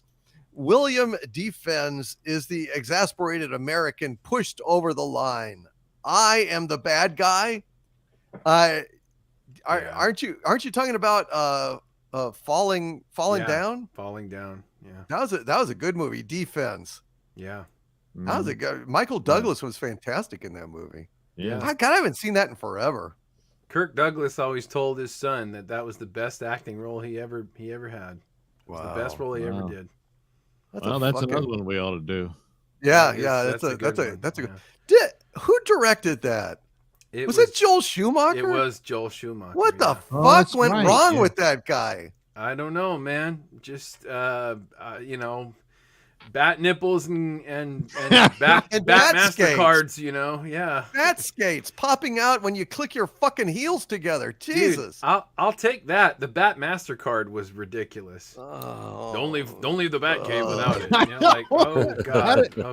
How does that work exactly? Dude. That's a bad one. That's a bad Back movie. when Visa was very young.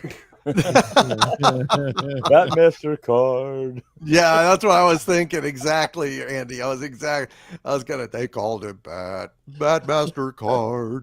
Mr. Jupel with a $5 super chat. Thank you, Mr. Jupel. Says, after your words, I want to give good Star Trek a proper chance. Should I go in release date order, and when should I stop? I would absolutely start with, the original series. Go ahead and start with Where No Man Has Gone Before and work your way forward from that. Where No Man Has Gone Before, and then Korva Might Maneuver, and then just kind of more or less the air order that it went. And stop after Deep Space Nine is what I would do, honestly. I think Deep Space Nine was the last really good Star Trek. There were some decent episodes of Voyager and some decent ones of Enterprise, but really, I think that's all you need. E. Delio with a $5 Canadian super chat. Thank you, E. Says Ahsoka saved from water, saying, Anakin. Luke saved an empire from the snow, says Ben Dagobah. Yeah. It's copy and paste moment. Dave Filoni is a little light-fingered, isn't he? And how was she alive under the water? Anyways, I guess she can breathe under there. I didn't even think about the head that. tentacles hold air. Yeah. Oh. In an emergency, her little tentacles can be used as a flotation device. Not enough to bring you to the surface, but Well, maybe she has gills. I don't know. Oh my God. or breathe through something else. But it's a fill in the blank script, so your guess is as good as mine.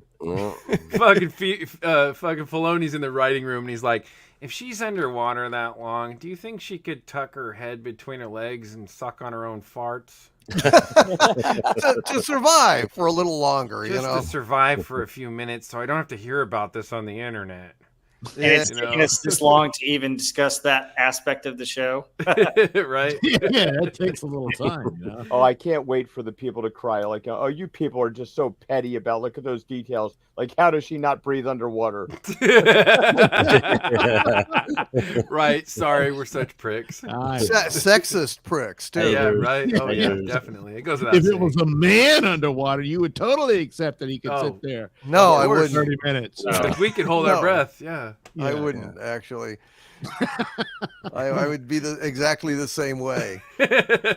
Jonah Heck says whale farts.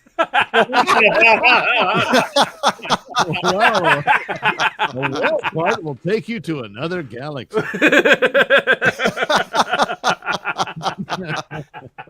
Farting, ride.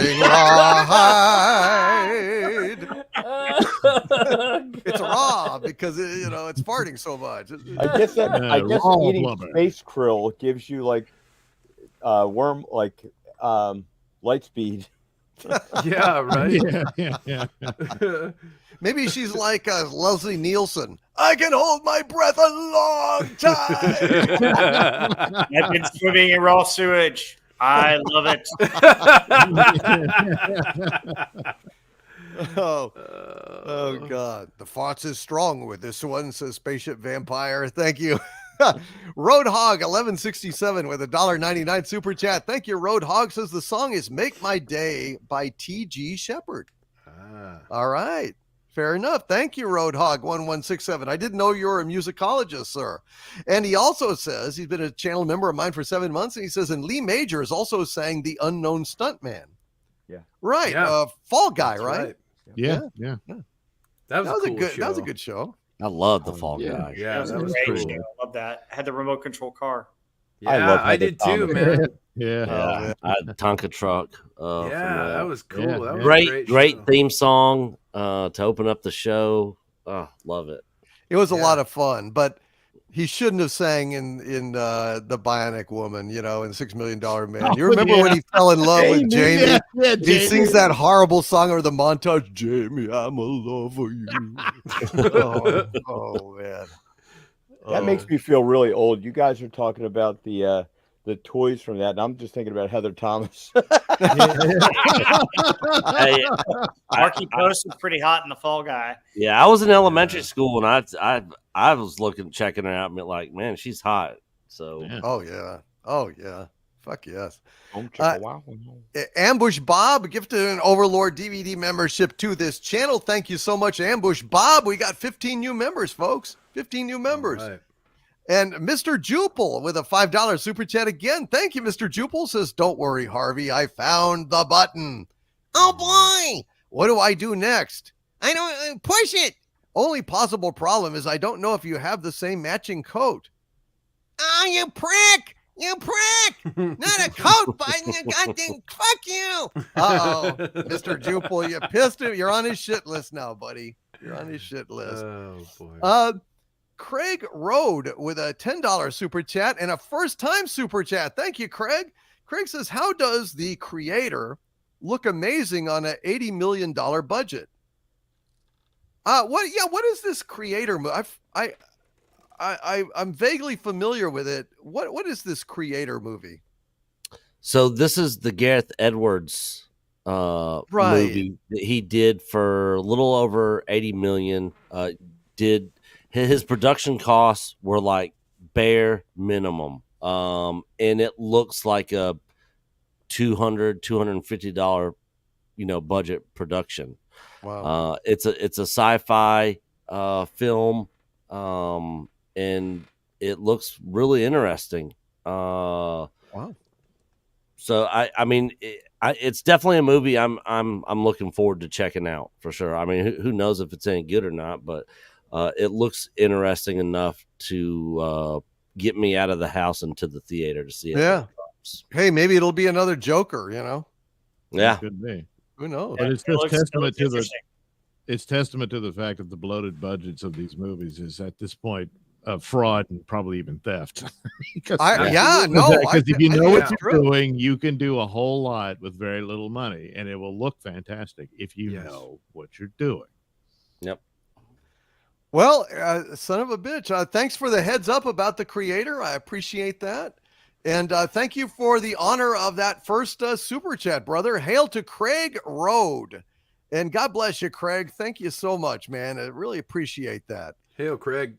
Craig, man. All right, guys. Well, Gary, let's all plug away whatever we want to plug. Gary, go ahead and plug whatever you'd like. All right. Well, those of you who don't know, my lovely wife, Bunny Mom Ambrosia, I believe in the chat, she runs a rabbit rescue. You can find it at thebunnytrailrescue.com or .org. Maybe run a little traffic over there, and if you're so inclined, maybe throw her a buck or two, because the little critters, they gotta eat. I do have a channel on YouTube where I show all kinds of, just goofy, fun stuff, funny skits and videos and things, jokes that we do on the show here, and also a lot of my cinema movie collection stuff, movie props and stuff like that. So yeah, check it out if you'd like. Other than that, come check us out next Wednesday. We will be here. Hail to the chat, hail to the wrenches. We love you all, and we will see you later. Stay angry. Thank you, Gary, and hail to all the wrenches. Yes, indeed, they do an amazing job. Let's go to Robert Wright. Robert, you started a new YouTube channel. Yep, Rob Wright's Gen X Pop Culture. And last week I did a thing on Jimmy Buffett, and I threw out just a short 10 question Jimmy Buffett quiz on Monday. But this Friday, I've got a new video coming out.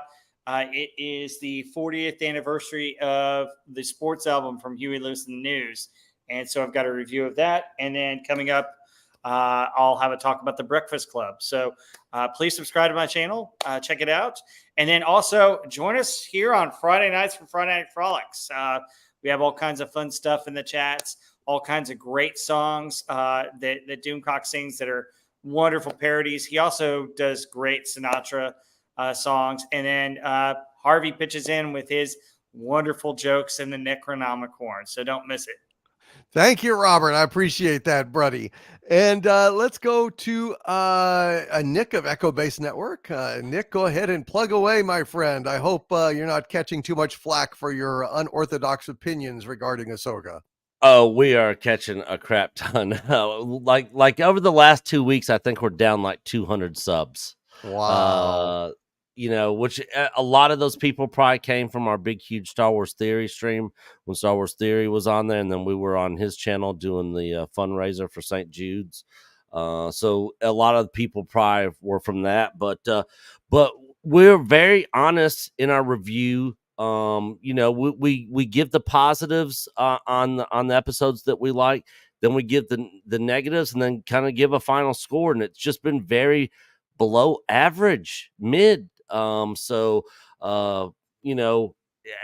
this Ahsoka series is over, there's not a whole lot to look forward to on Star Wars. So me and Coach have been talking about rebranding to just EBN and taking the Echo Base Network away and covering more pop culture, entertainment, news stuff, because man, there was a point where Star Wars was looking like it was moving in the right direction after Mando season 2.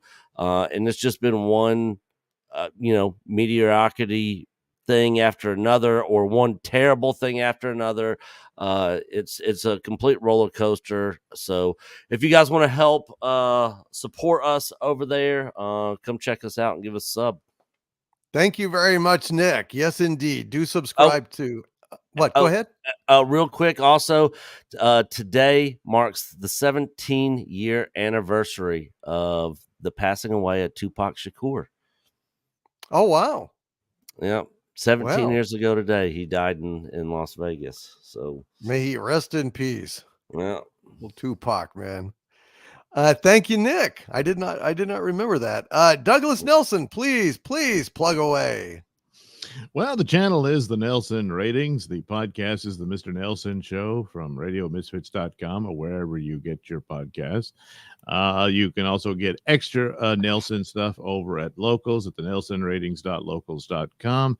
And you can head over to IndiePlanet.com to get yourself some copies of my comic book, most notably Night Night, which is based on the audio plays of the same name that are regularly featured in the podcast. Thank you very much. And our lovely and talented Vanna White analog is showing the comic right there. Thank you, Gary. Thank you, Gary. And everyone subscribe, folks. Andy Masterson, please go ahead and plug away, my friend. See, just when you think that all I'm here for is obnoxious comments and off-color humor, I also make action figures like Doomcock and our beloved Gary Ambrosia, who is enough. Oh, my. Oh, dear. Look at that. Okay, what does the shirt say? I am Knuff. Ain't that tough enough? Oh, perfect. His own There little we Barbie. go. Yeah. Wow, look at that. The resemblance. Fur coat. I do have a fur coat just like that, by the way. Oh, God. Well, talk about the well. accuracy. Yeah. Rating old Liberace project, eh, Gary? Oh, yeah, baby. Oh, yeah. I got the knee-high socks and the baton to prove it. Oh, man. Holy shit.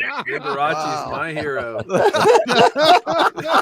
One of the funniest things I've ever seen is fucking Dave Thomas doing Liberace on SCTV. He's got that fucking Santa suit on, and the fur is so thick, it's like this.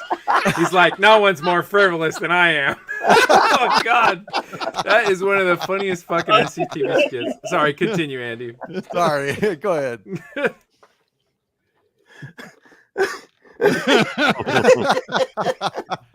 He can't even Breathe, talk buddy. now. Oh, he's verklempt.